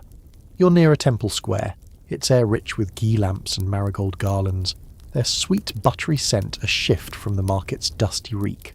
A widow selling clay lamps begs a tax break, her earnings too meagre for the usual cut. You're checking your scroll, the festival's rules allowing leniency, but quotas loom. The square hums, drums throb, devotees chant, and you're sweating. The garland's fragrance heady, your token's saffron dust long gone. Here's the quirky bit. Some collectors believe tossing a marigold petal into a lamp ensured honest claims, so you're dropping one, half joking, hoping it confirms her story. Historians still argue whether this was ritual or a way to mark approvals. You're chuckling, picturing a modern TikTok of someone tossing flowers at a charity event with #Mauryan Fest vibes. You're thinking of those Renaissance apothecaries, blending festive scents, and how their calm shops feel distant from this chaotic square, unlike those medieval peasants' grim tax days. The drums pulse, the festivals hum, bells, laughter, lulling you into a sleepy daze, but you've got to stay fair. Exemptions need scrutiny. Ever give someone a break while feeling the boss's glare? It's like comping a meal but watching the till. You smirk, imagining a YouTube vlog titled Mauryan Festival Tax Freebies. The widow smiles, relieved, and you're bracing for the next petitioner, wishing for a cool night to clear this fragrant fog. You're weaving through Pataliputra's festival square, the widow's relieved smile, thanks to that marigold petal toss, fading into the crowd, the ghee lamp's buttery scent clinging to your dhoti as the market's cumin tang and the counterfeit coin's grim weight linger in your satchel. The city's night air pulses with drumbeats and marigold sweetness, the Ganges' distant shimmer lost in the torchlit chaos. Now, you're hearing whispers of tax evasion schemes, the Empire's spy network buzzing with rumours that threaten your quotas. It's 300 BCE, and you're slipping into a shadowy alley, clay token tucked away, ears sharp for secrets that could unravel your work. Historians say the Mauryan Empire, as detailed in the Arthashastra, employed spies to monitor tax evasion, with collectors like you relying on their tips to catch merchants and farmers hiding wealth. You're leaning against a mud brick wall, the alley smelling of damp earth and stale beer from a nearby tavern. A cloaked figure, a spy, mutters about a spice trader hoarding silver penna in false-bottom jars, maybe like the fake coin you nabbed. The air's cool but tense. The festival's distant chants a soft hum, and you're scribbling notes on a scrap of palm leaf, heart racing, wary of being overheard. The spy's breath reeks of beetle, a nod to your court chew. Here's the quirky bit. Some collectors believe tying a black thread around their wrist deflected spies' curses, so you're knotting one, half joking, hoping it keeps you safe. Historians still argue whether this was superstition or a way to mark trusted allies. You're chuckling, picturing a modern TikTok of someone threading up before a sting with #Mauryan spy vibes. The air's heavy, the alley's damp tang mixing with the festival's ghee ghost, pulling you into a woozy haze. You're thinking of those Renaissance apothecaries, dodging guild spies, and how their smelly shops feel tame compared to this cloak and dagger game, unlike those medieval peasants' open tax woes. The spy vanishes. The alley's hum, distant drums, a cat's hiss, lulling you into a sleepy daze, but you've got to stay alert. Evasion means lost revenue. Ever hear a tip that changes everything? It's like catching office gossip that flips your day. You smirk, imagining a YouTube vlog titled Mauryan Tax Spy Secrets. The trader's stall awaits, and you're bracing for a confrontation, wishing for a clear head to navigate this murky plot. You're slipping out of Pataliputra's shadowy alley. The spy's whispered tip about the spice trader's false-bottomed jars, black thread on your wrist or not, burning in your mind, the damp earth and beetle scent fading as you rejoin the festival's fading glow, its ghee lamps and marigold sweetness a distant hum. The city's night air carries the market's cumin tang and the weight of your satchel, heavy with scrolls and the counterfeit coin's grim lesson. Now you're collecting duties at a bustling Mauryan river port, where boats bob on the Ganges and merchants haggle over cargo, each tariff a lifeline for the Empire's coffers. It's 300 BCE, and you're standing on a muddy dock, clay token in hand, tallying bales under torchlight. Historians say Mauryan river ports, as described in the Arthashastra, were key trade hubs, with collectors like you levying duties on goods like timber and textiles, fueling the Empire's wealth alongside land taxes. You're facing a boatman, his vessel stacked with jute sacks, their musty, fibrous scent mixing with the Ganges' fishy tang. He owes a tenth on his load, but he's grumbling about river tolls already paid upstream. The port's alive, ropes creak, porters shout, the air thick with mud and sweat, the torch's smoke curling around you. You're checking his tally, stylus slipping in your sweaty grip, wary of another evasion scheme like the traders. Here's the quirky bit. Some collectors believe splashing river water on their token ensured honest dealings, so you're flicking a few drops, half joking, hoping it keeps the boatman straight. Historians still argue whether this was ritual or a way to mark official inspections. You're chuckling, picturing a modern TikTok of someone splashing a badge before a deal with Mauryan port vibes. The heat's muggy, the jute's earthy whiff tangling with the alley's damp ghost, pulling you into a woozy haze. You're thinking of those Renaissance apothecaries, sniffing out dodgy brews, and how their shops feel calm compared to this port's chaos, unlike those medieval peasants' tax woes. The boat rocks, the port's hum, waves lapping, a gull's cry, lulling you into a sleepy daze. But you've got to stay sharp. Quotas don't wait.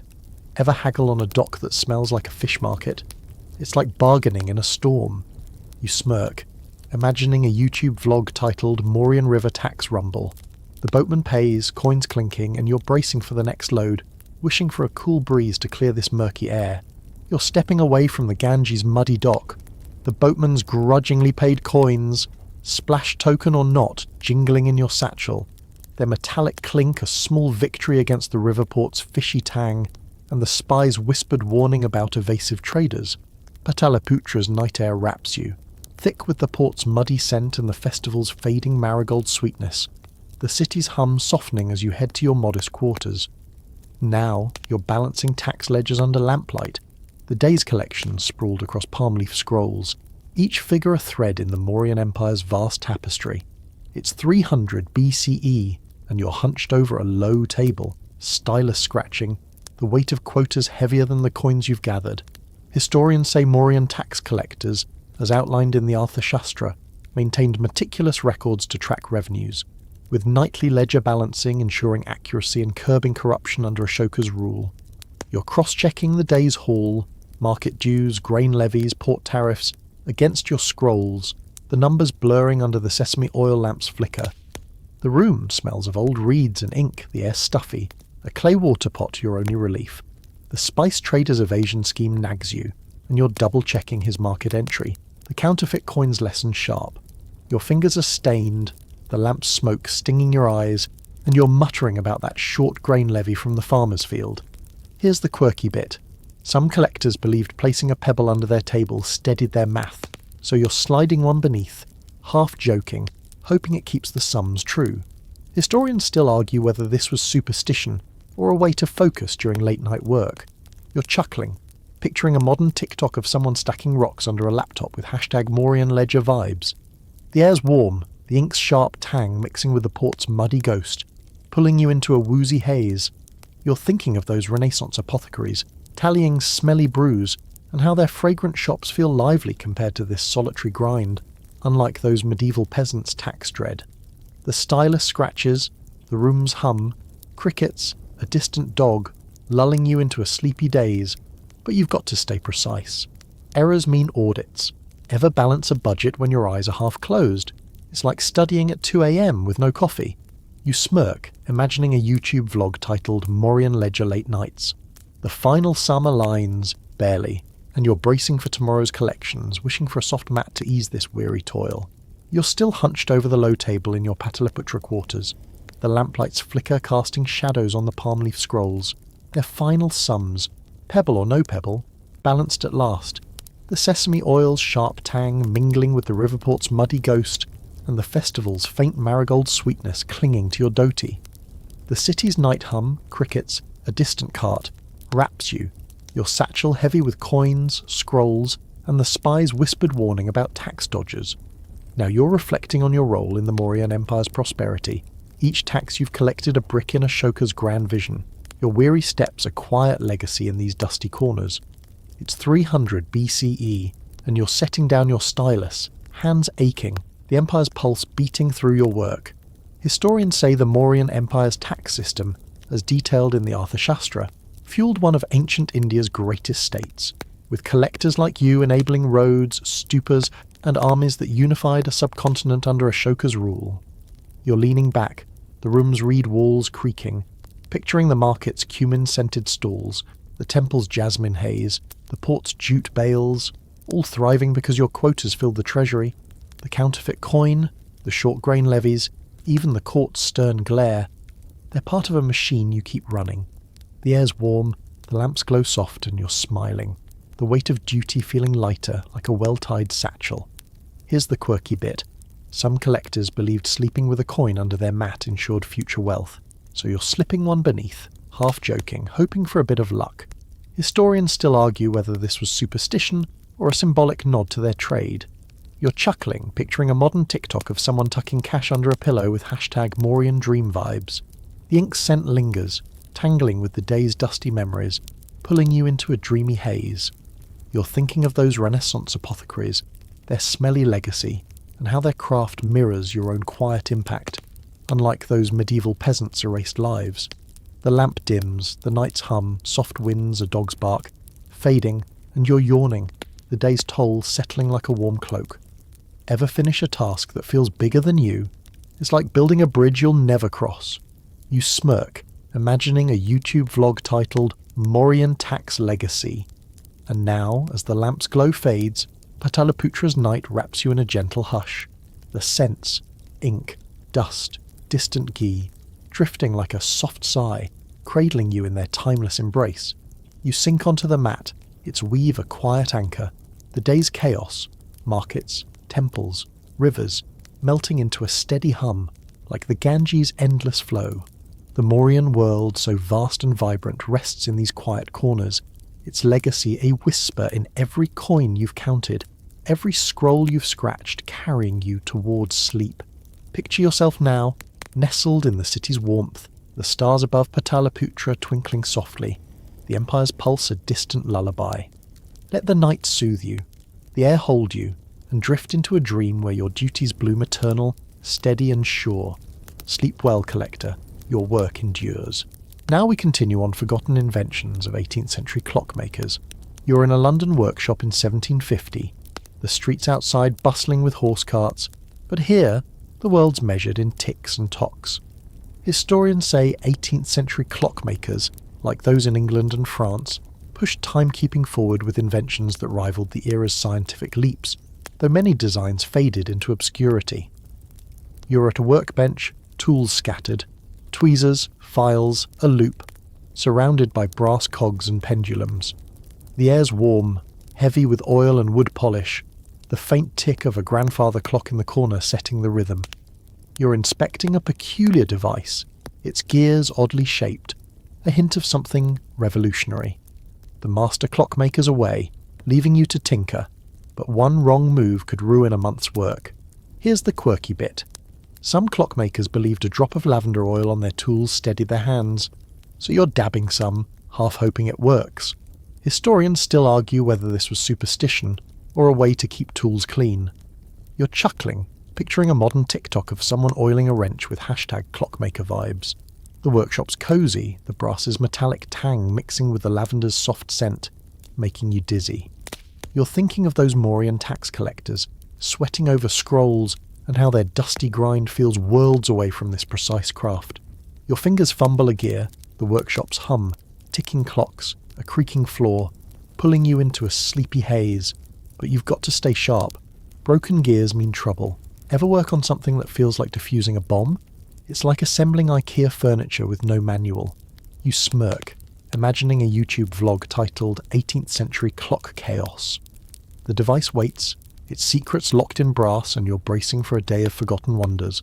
You're still in the London clockmaker's workshop, the lavender oil's faint sweetness, dabbed on your tools for steady hands, mingling with the brass and sawdust scent, the mysterious device's odd gears from your last tinker glinting under the candlelight. The grandfather clock's steady tick echoes, a reminder of the Mauryan tax collector's relentless quotas, though their dusty scrolls feel far from this precise world. Now, you're tinkering with an early self-winding mechanism, a forgotten marvel meant to keep clocks ticking without daily winding. Its springs and weights a puzzle of 18th century ingenuity. It's 1750, and you're adjusting a coiled spring, tools trembling, the workshop's hum urging you to unlock this mechanical dream. Historians say self-winding mechanisms, like those pioneered by Swiss clockmakers such as Perrellet around the 1770s, used oscillating weights to harness motion, though many early designs were too fragile for widespread use and faded from records. You're peering through a loop at a brass weight, its pivot loose, meant to swing with the clock's movement to tighten the mainspring. The air's warm, the oil's slick tang sharp as you grease the pivot, your fingers slipping too much, and it jams, too little, and it stalls. The workshop's cosy, candles flickering, and you're muttering, the spring's tension making your heart race. One wrong twist, and the whole thing could snap like a bad joke. Here's the quirky bit. Some clockmakers swore humming a low tune calmed the mechanism's spirit, so you're humming softly, half joking, hoping it steadies the weight.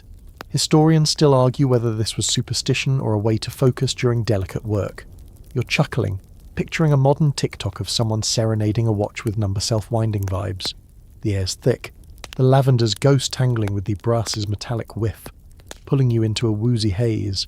You're thinking of those Mauryan tax collectors, haggling in markets, and how their sweaty chaos feels wilder than this delicate craft, unlike those Renaissance apothecaries' smelly precision. The gears click, the workshop's hum, ticking clocks, a distant cart, lulling you into a sleepy daze, but you've got to stay precise. A broken spring means a week's rework. Ever fix something that fights back? It's like untangling earbuds in a rush. You smirk, imagining a YouTube vlog titled 18th Century Auto Clock Fumbles. The mechanism whirs, barely, and you're bracing for the next tweak, wishing for a steady hand to tame this ticking beast. You're still hunched over the workbench in the London clockmaker's workshop. The self-winding mechanism's faint whir, humming or not, it's still a touchy beast, echoing softly, its brass weights pivot now greased. The lavender oil's sweet tang from your tools blending with the workshop's oily brass and sawdust haze. The grandfather clock's steady tick, a nod to those Mauryan tax collectors' relentless grind, keeps time as candles flicker. Now, you're adjusting a musical time chime, a forgotten clock that plays delicate tunes on the hour. Its tiny bell's a marvel of 18th century whimsy. It's 1750, and you're tweaking a cylinder studded with pins, each note a test of your patience in this ticking world.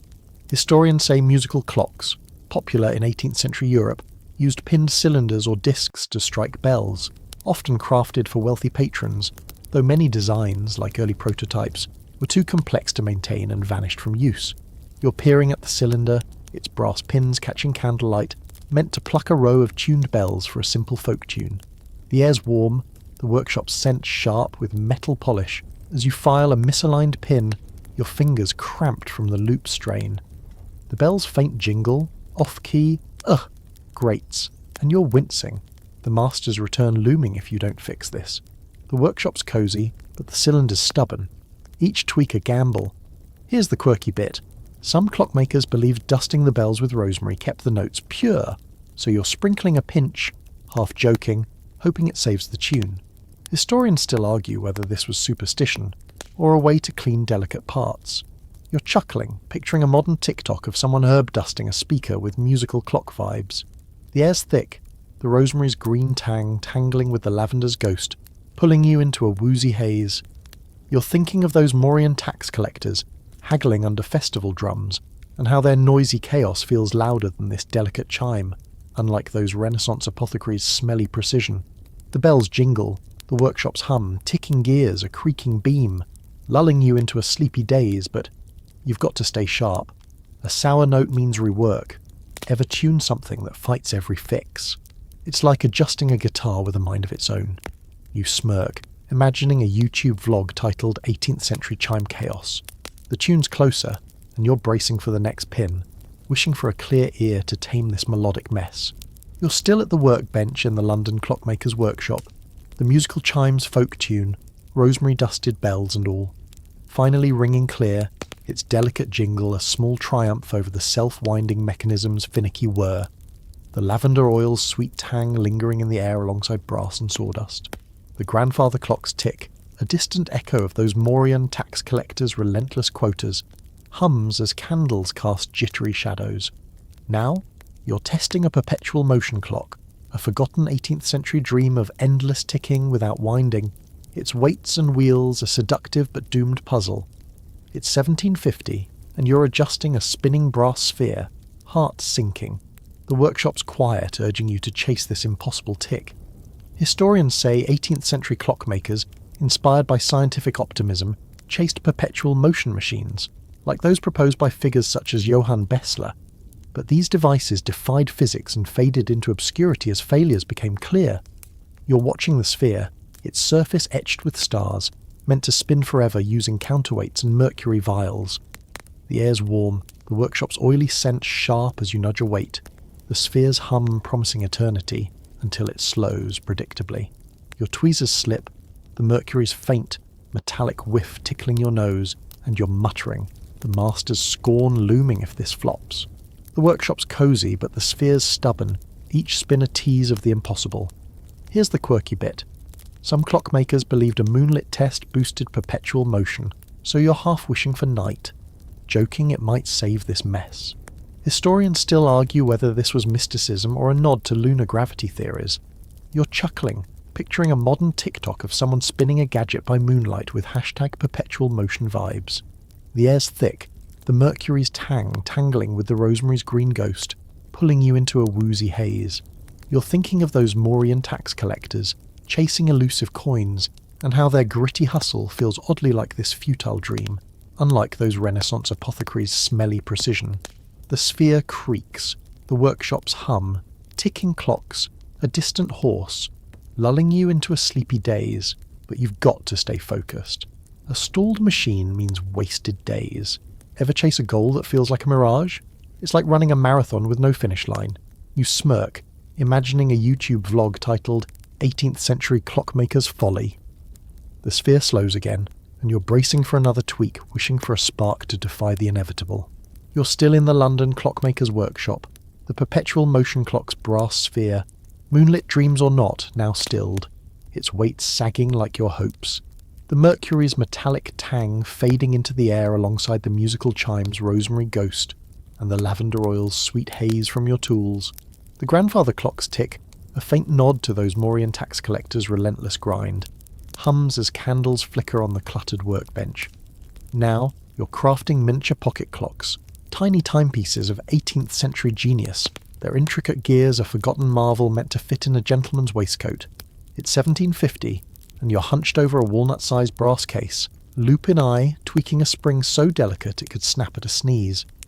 Historians say pocket watches, refined by clockmakers like Thomas Tompion in the late 17th and early 18th centuries, became smaller and more precise by 1750, though many experimental designs were too costly or fragile and vanished from mainstream use. You're working on a prototype, its gears no bigger than peppercorns, meant to tick with a balance wheel instead of a pendulum. The air's warm, the workshop scent sharp with brass polish and oil as you file a gear, your fingers cramped, the loop fogging from your breath. The clock's case gleams, but one wrong move and the spring's toast. The workshop's cosy, the faint tick of other clocks urging you on, but you're sweating, the master's return looming. Here's the quirky bit. Some clockmakers believed whispering a saint's name to the gears ensured precision, so you're muttering Saint-Eligius, half joking, hoping it steadies your hand. Historians still argue whether this was devotion or a focus trick. You're chuckling, picturing a modern TikTok of someone blessing a smartwatch with #pocket clock vibes. The air's thick, the brass's metallic whiff tangling with the mercury's faint ghost, pulling you into a woozy haze. You're thinking of those Mauryan tax collectors, tallying dusty coins, and how their gritty work feels worlds away from this delicate craft, unlike those Renaissance apothecaries' smelly precision.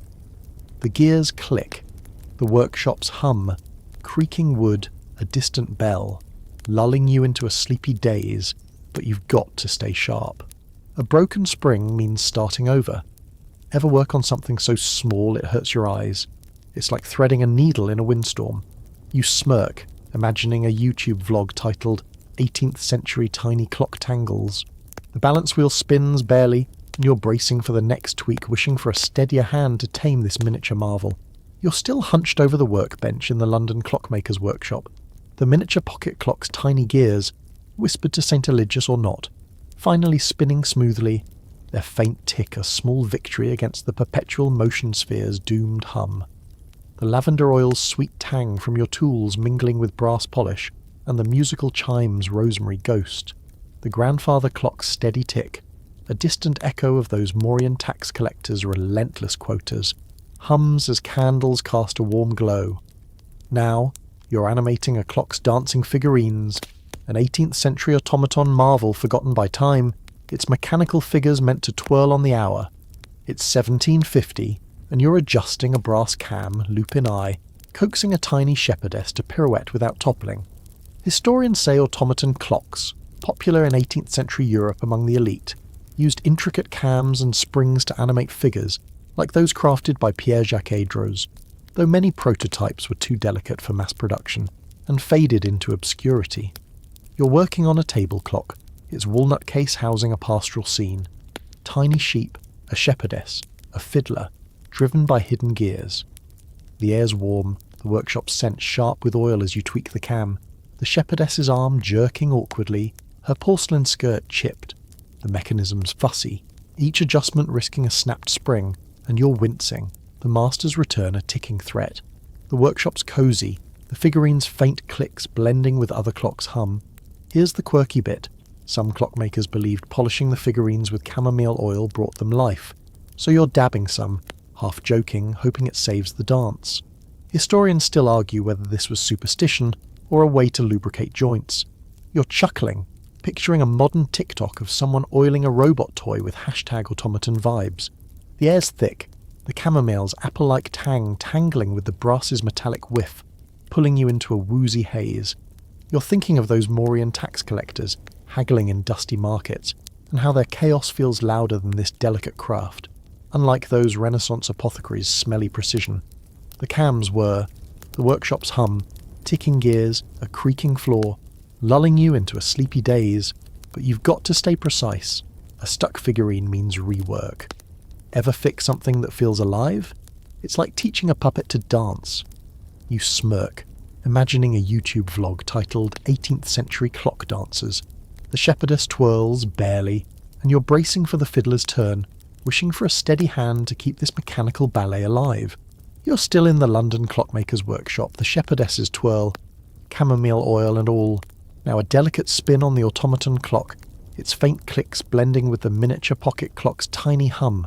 The lavender oil's sweet tang from your tools lingering alongside the perpetual motion sphere's mercury ghost in the workshop's brass-scented air. The grandfather clock's tick, a faint nod to those Mauryan tax collectors' relentless pace, echoes as candles flicker on the workbench. Now you're calibrating a tidal time predictor, an 18th century clock designed to track the ebb and flow of tides, a forgotten marvel for sailors lost to time. It's 1750, and you're adjusting a dial linked to a lunar gear. Fingers steady, the mechanisms whir a puzzle of coastal rhythms. Historians say tidal clocks, developed by clockmakers like John Harrison, used lunar cycles to predict tides, aiding navigation, though many early designs were too complex for common use and faded from records. You're peering at a brass dial, its engravings marking high and low tides, driven by a gear train mimicking the moon's 29-day cycle. The air's warm, the workshop's scent sharp with oil and polish as you tweak a pinion, the dial's needle jerking. Too fast. The mechanism's fussy, each adjustment risking a misaligned cycle, and you're squinting, the master's return looming if this fails. The workshop's cosy, the faint tick of other clocks urging you on, but the sea's salty tang feels close, conjured by the dial's purpose. Here's the quirky bit. Some clockmakers believed soaking the gears in seawater aligned them with tides, so you're dabbing a salty cloth, half joking, hoping it helps. Historians still argue whether this was mysticism or a corrosion test. You're chuckling, picturing a modern TikTok of someone splashing a watch with brine with number sign tidal clock vibes. The air's thick, the salt's briny whiff tangling with the chamomile's apple-like ghost, pulling you into a woozy haze. You're thinking of those Mauryan tax collectors, taxing river ports, and how their gritty work feels tied to this watery rhythm, unlike those Renaissance apothecaries' smelly precision. The gears click, the workshop's hum, creaking wood, a distant cart, lulling you into a sleepy daze, but you've got to stay sharp. A wrong cycle means useless predictions. Ever calibrate something that feels like guessing the ocean?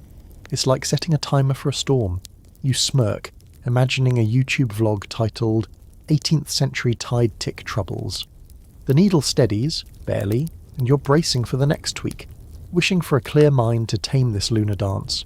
You're still at the workbench in the London Clockmakers workshop, the tidal time predictor's needle, dabbed with that salty cloth for tidal alignment, now ticking in sync with the moon's cycle, its faint whir a quiet victory over the automaton clock's dancing figurines.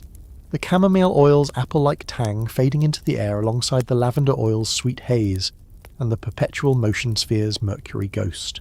The grandfather clock's steady tick, a distant echo of those Mauryan tax collectors' relentless grind, hums as candles cast a warm glow. Now, you're experimenting with frictionless gear trials, an 18th century quest for smoother clock mechanisms, their forgotten designs a whisper of mechanical grace. It's 1750, and you're polishing a brass gear with a sapphire bearing, loop in eye, chasing a tick so smooth it's nearly silent. Historians say 18th century clockmakers, like George Graham, explored low-friction gears using jewels or polished metals to improve accuracy, though many experimental designs were too costly for widespread use and vanished from mainstream production. You're working on a prototype gear train, its sapphire bearing gleaming, meant to reduce drag in a mantle clock. The air's warm, the workshop's scent sharp with brass polish and oil as you fit the gear, your fingers trembling. The bearing's tiny, one slip, and it's lost in the sawdust. The mechanism's delicate, each turn a test and you're wincing, the master's return a ticking threat. The workshop's cosy, the faint hum of other clocks urging you on, but the gear's stubborn, resisting your tweaks. Here's the quirky bit. Some clockmakers believed rubbing gears with a silk cloth awakened their precision, so you're swiping one across half joking, hoping it helps. Historians still argue whether this was superstition or a way to remove dust. You're chuckling, picturing a modern TikTok of someone polishing a watch with silk with #frictionless vibes. The air's thick, the sapphire's clean scent tangling with the salt's briny ghost, pulling you into a woozy haze. You're thinking of those Mauryan tax collectors, haggling over dusty coins, and how their gritty work feels rougher than this delicate craft, unlike those Renaissance apothecaries' smelly precision. The gears spin, the workshops hum, ticking clocks, a creaking beam, lulling you into a sleepy daze, but you've got to stay precise. A stuck gear means rework. Ever polish something to perfection only to find a flaw? It's like buffing a car and spotting a scratch. You smirk, imagining a YouTube vlog titled 18th Century Gear Glide Struggles. The bearing clicks, smoother now, and you're bracing for the next gear, wishing for a steady hand to keep this silky tick alive. You're still at the workbench in the London Clockmakers workshop. The frictionless gears smooth spin, silk polished or not, humming softly, a quiet triumph over the tidal time predictor's lunar clicks. The sapphire bearing's clean scent fading into the air alongside the chamomile oil's apple-like ghost, and the lavender oil's sweet tang from your tools. The grandfather clock's steady tick, a faint nod to those Mauryan tax collectors' dusty grind, echoes as candles flicker on the cluttered bench. Now you're aligning a star-mapping clock face, an 18th century marvel designed to track constellations, its forgotten dials a celestial dance lost to time. It's 1750, and you're adjusting a brass disc etched with stars, lupin eye, chasing the night sky's rhythm in this ticking world. Historians say astronomical clocks, like those refined by Christian Huygens, used complex dials to map celestial movements, aiding navigation and science, though many experimental designs were too intricate for practical use and faded from workshops.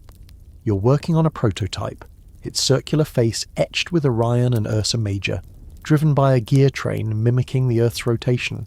The air's warm, the workshop's scent sharp with brass polish as you nudge a pinion. The disc is stars misaligned. Off by a degree. The mechanism's fussy, each tweak risking a jam, and you're squinting. The master's return looming if this fails. The workshop's cosy, the faint tick of other clocks urging you on, but the star's silent pull feels vast, almost humbling. Here's the quirky bit. Some clockmakers believed tracing a constellation on the dial with a quill blessed the mechanism, so you're sketching Orion, half joking, hoping it aligns the gears. Historians still argue whether this was superstition or a way to visualize adjustments. You're chuckling, picturing a modern TikTok of someone doodling stars on a smartwatch with #starry clock vibes. The air's thick, the brass's metallic tang tangling with the silk's faint ghost, pulling you into a woozy haze. You're thinking of those Mauryan tax collectors, tallying under festival lights, and how their earthly hustle feels distant from this cosmic craft, unlike those Renaissance apothecaries' smelly precision. The gears click, the workshops hum, creaking wood, a distant bell, lulling you into a sleepy daze, but you've got to stay sharp. A misaligned star throws off the sky. Ever adjust something that feels like mapping the universe? It's like setting a GPS for the galaxy. You smirk, imagining a YouTube vlog titled 18th Century Star Clock Struggles. The disc shifts, stars aligning, and you're bracing for the next tweak, wishing for a clear mind to keep this celestial tick alive. You're still at the workbench in the London Clockmakers workshop. The star-mapping clock face's brass disc. Orion traced with that quill for luck, now spinning true, its celestial tick a quiet victory over the frictionless gear's silky hum. The brass polish's sharp scent mingling with the lavender oil's sweet tang, and the tidal predictor's salty ghost in the workshop's warm air. The grandfather clock's steady tick, a faint echo of those Mauryan tax collectors' dusty grind, hums as candles cast a soft glow. Now, you're refining a silent escapement, an 18th century innovation to quiet the clock's tick-tock, a forgotten marvel for those craving peace. It's 1750, and you're tweaking a delicate lever, lupin eye, chasing a whisper of time in this mechanical world. Historians say escapements, like those improved by George Graham, controlled a clock's rhythm, and 18th century experiments aimed for quieter mechanisms, though many designs were too fragile for widespread use and faded from workshops. You're working on a prototype, its brass lever and ruby palette meant to soften the tick to a near-silent pulse. The air's warm, the workshop's scent rich with oil as you adjust the palette, its tiny click still too loud. Barely, but enough to nag. The mechanism's finicky, each nudge risking a jam, and you're wincing, the master's return a ticking threat. The workshop's cosy, the faint hum of other clocks urging you on, but the lever's stubborn, resisting your quest for silence. Here's the quirky bit.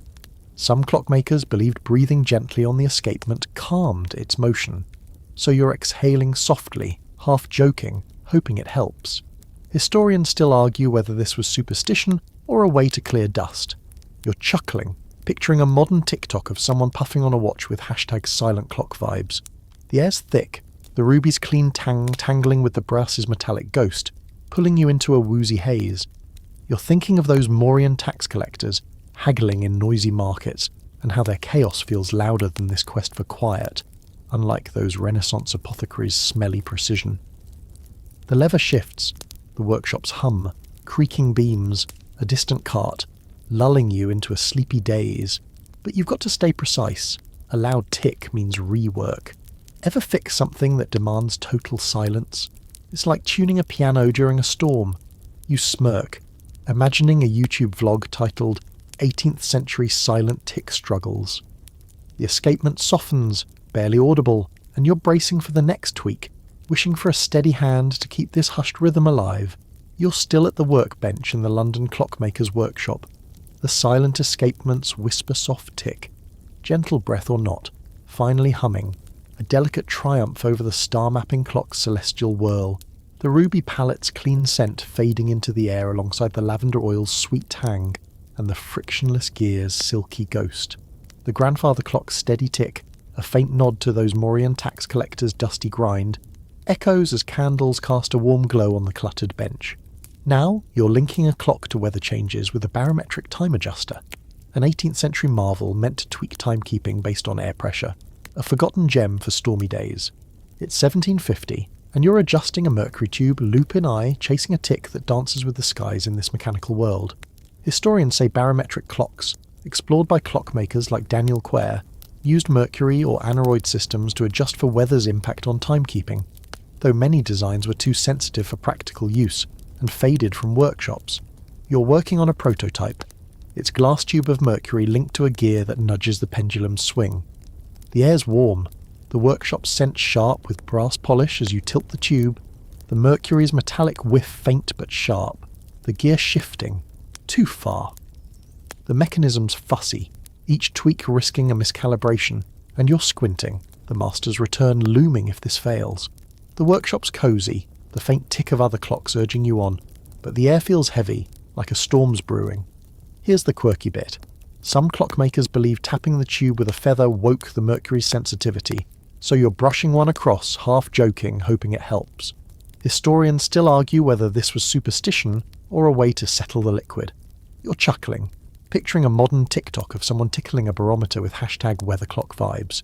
The air's thick, the mercury's tang tangling with the ruby's clean ghost, pulling you into a woozy haze. You're thinking of those Mauryan tax collectors, dodging rain-soaked fields, and how their gritty work feels tied to this weather-bound craft, unlike those Renaissance apothecaries' smelly precision. The gears click, the workshop's hum, creaking wood, a distant raindrop lulling you into a sleepy daze. But you've got to stay sharp. A wrong nudge means erratic ticks. Ever tweak something that feels like it reads the sky? It's like setting a watch for a hurricane. You smirk, imagining a YouTube vlog titled 18th Century Weather Tick Woes. The mercury steadies, gears aligning, and you're bracing for the next tweak, wishing for a clear mind to tame this stormy rhythm. You're still at the workbench in the London Clockmakers workshop. The barometric time adjuster's mercury tube, feather-tapped or not, now steady, its gears ticking in sync with the weather's pulse, a quiet win over the silent escapement's hushed hum, the mercury's metallic whiff fading into the air alongside the lavender oil's sweet tang and the star-mapping clock's brass ghost. The grandfather clock's steady tick, a faint echo of those Mauryan tax collectors' dusty grind, hums as candles cast a soft glow on the cluttered bench. Now you're blending a portable sundial with clock mechanics, an 18th century hybrid marvel meant to tell time in sunlight or shade, a forgotten gem for travellers. It's 1750, and you're adjusting a brass gnomon, loop in eye, chasing a tick that bridges sun and gears in this mechanical world.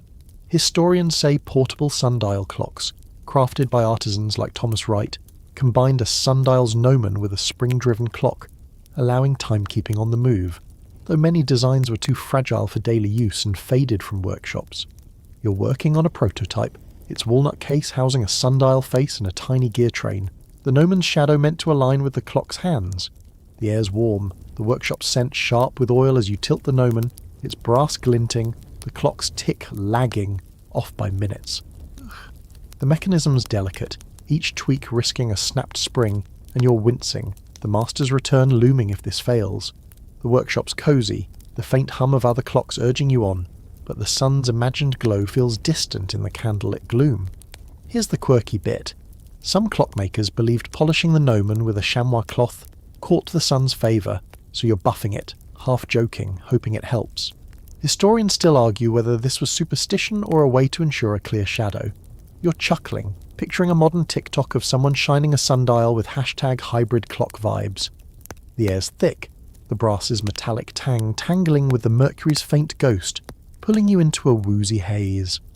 You're thinking of those Mauryan tax collectors, trudging under open skies, and how their gritty work feels tied to this sun-chasing craft, unlike those Renaissance apothecaries' smelly precision.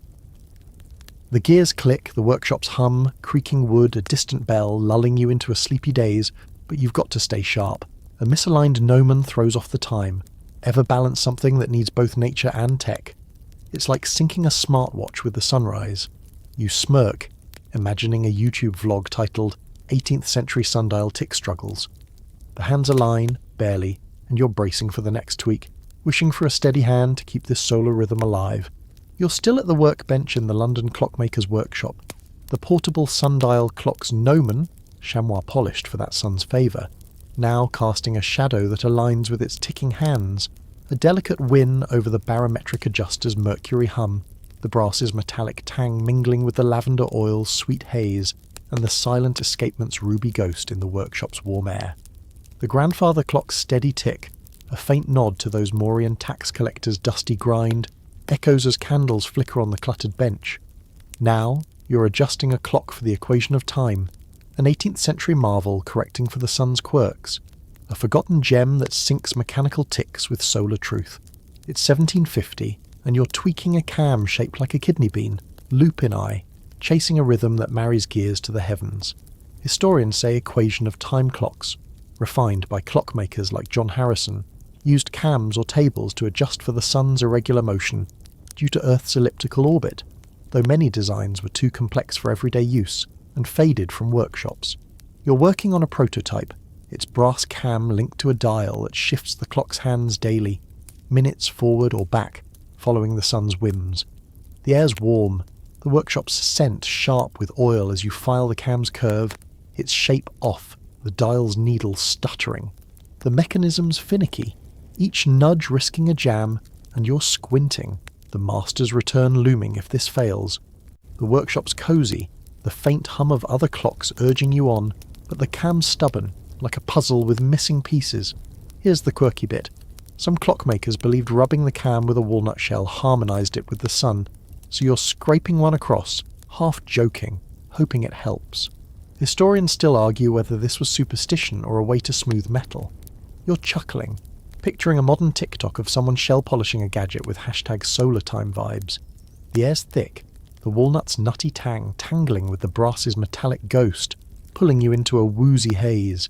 You're thinking of those Mauryan tax collectors, tracking market days under the sun and how their earthy rhythm feels tied to this celestial craft, unlike those Renaissance apothecaries' smelly precision. The gears click, the workshop's hum, creaking wood, a distant rain, lulling you into a sleepy daze, but you've got to stay sharp. A wrong curve throws off the day. Ever tweak something that feels like chasing the sunbeam? It's like setting a watch by a flickering star. You smirk, imagining a YouTube vlog titled 18th Century Solar Tick Fumbles. The cam spins, the dial steadies, and you're bracing for the next tweak, wishing for a clear mind to keep this cosmic rhythm alive. You're still at the workbench in the London Clockmakers workshop. The equation of time's kidney bean cam, walnut shell polished or not, now spinning true, its solar adjusted tick syncing with the sun's quirks. A quiet triumph over the sundial clock's shadow play. The walnut's nutty tang fading into the air alongside the lavender oil's sweet haze, and the barometric adjuster's coppery ghost. The grandfather clock's steady tick, a faint echo of those Mauryan tax collectors' dusty grind, hums as candles cast a soft glow on the cluttered bench. Now, you're setting a chiming alarm system, an 18th century innovation to wake sleepers with bells, a forgotten marvel for merchants and monks alike. It's 1750, and you're adjusting a brass hammer, loop in eye, coaxing a clear chime from this mechanical rooster in a ticking world. Historians say alarm clocks, like those crafted by European artisans in the 18th century, used weighted levers or spring-driven hammers to strike bells at set times, though many early designs were too unreliable for widespread use and faded from workshops. You're working on a prototype. It's walnut-cased clock fitted with a bell and hammer, meant to ring at dawn for a client's early market run. The air's warm, the workshop's scent sharp with oil as you tweak the hammer's release. Its strike too soft, barely a ting. The mechanism's delicate, each adjustment risking a bent spring, and you're wincing, the master's return looming if this fails. The workshop's cosy, the faint hum of other clocks urging you on, but the bell's stubborn, like it's sulking in silence. Here's the quirky bit. Some clockmakers believed ringing the bell once at midnight woke its voice, so you're planning a late test, half joking, hoping it sharpens the chime. Historians still argue whether this was superstition, or a way to check alignment. You're chuckling, picturing a modern TikTok of someone bonging an alarm at midnight with number sign chiming vibes. The air's thick, the brass's metallic tang tangling with the walnut's nutty ghost, pulling you into a woozy haze. You're thinking of those Mauryan tax collectors, roused by dawn markets, and how their gritty hustle feels tied to this wake-up craft, unlike those Renaissance apothecaries' smelly potions. The hammer clinks, the workshop's hum, creaking wood, a distant owl, lulling you into a sleepy daze. But you've got to stay sharp. A weak chime means a grumpy client. Ever set an alarm that feels like a dare? It's like programming a wake-up call for a dragon. You smirk, imagining a YouTube vlog titled 18th Century Alarm Bell Blues. The bell rings, clearer now, and you're bracing for the next tweak, wishing for a steady hand to keep this morning's song alive. You're still at the workbench in the London Clockmakers workshop, the chiming alarm's bell, midnight ring or not, now striking clear, its crisp ting a final note over the equation of time's solar hum, the walnut's nutty tang fading into the air alongside the lavender oil's sweet haze and the sundial clock's brass ghost. The grandfather clock's steady tick, a faint echo of those Mauryan tax collectors' dusty grind, hums as candles burn low, casting a soft glow on the cluttered bench. Now you're reflecting on the forgotten legacy of 18th century clockmakers, their ingenious inventions, self-winding gears, star dials, silent ticks, shaping timekeeping's quiet evolution, their marvels whispering through history. It's 1750 and you're setting down your loop, hands aching, the workshop's ticking world a testament to their craft in these mechanical corners. Historians say 18th century clockmakers like Harrison and Graham laid foundations for modern horology, their experiments with gears, escapements and dials advancing precision, though many innovations were too delicate or costly and vanished from mainstream use, preserved only in dusty archives. You're leaning back, the workshop's air warm with oil and brass polish, picturing the self-winding weight, the dancing shepherdess, the tidal predictor's lunar dance, all sparks of genius that lit the path to today's watches and clocks. The musical chime's tune, the barometric tweak, even the failed perpetual motion sphere, they're threads in a tapestry you've woven, each tick a legacy. The workshop's cosy, the faint hum of clocks a lullaby, and you're smiling, the day's toil feeling like a bridge to forever. Here's the quirky bit. Some clockmakers believed leaving a gear on the bench overnight blessed the workshop's future, so you're setting one out, half joking, hoping it carries their spirit. Historians still argue whether this was superstition or a nod to their craft's endurance. You're chuckling, picturing a modern TikTok of someone leaving a watch part out with #ClockLegacy vibes. The air's soft, the brass's tangling with the day's scented ghosts, pulling you into a dreamy haze. You're thinking of those Mauryan tax collectors, their taxes fueling empires, and how their quiet impact mirrors these clockmakers' subtle triumphs, unlike those Renaissance apothecaries' smelly brews. The candles dim, the workshop's hum, ticking gears, a creaking floor, fading, and you're yawning, the day's weight settling like a warm cloak.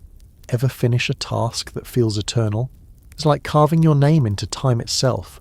You smirk, imagining a YouTube vlog titled 18th Century Clockmaker's Legacy. And now, as the candles flicker out, the workshop's glow softens into a gentle dusk. The scents, oil, brass, faint lavender, drifting like a warm sigh, cradling you in their timeless embrace. You sink against the bench, its wood a quiet anchor, the day's marvels, gears, bells, stars, melting into a steady hum, like the universe's own pulse. The 18th century world, so intricate and ticking, rests in these quiet corners, its legacy a whisper in every clock you've touched, carrying you towards sleep. Picture yourself now, nestled in the workshop's warmth, the stars beyond the window twinkling softly, time's rhythm a distant lullaby. Let the night soothe you, the air hold you, and drift into a dream where the clocks never stop, their ticks eternal, gentle and sure. Sleep well, clockmaker, your craft endures.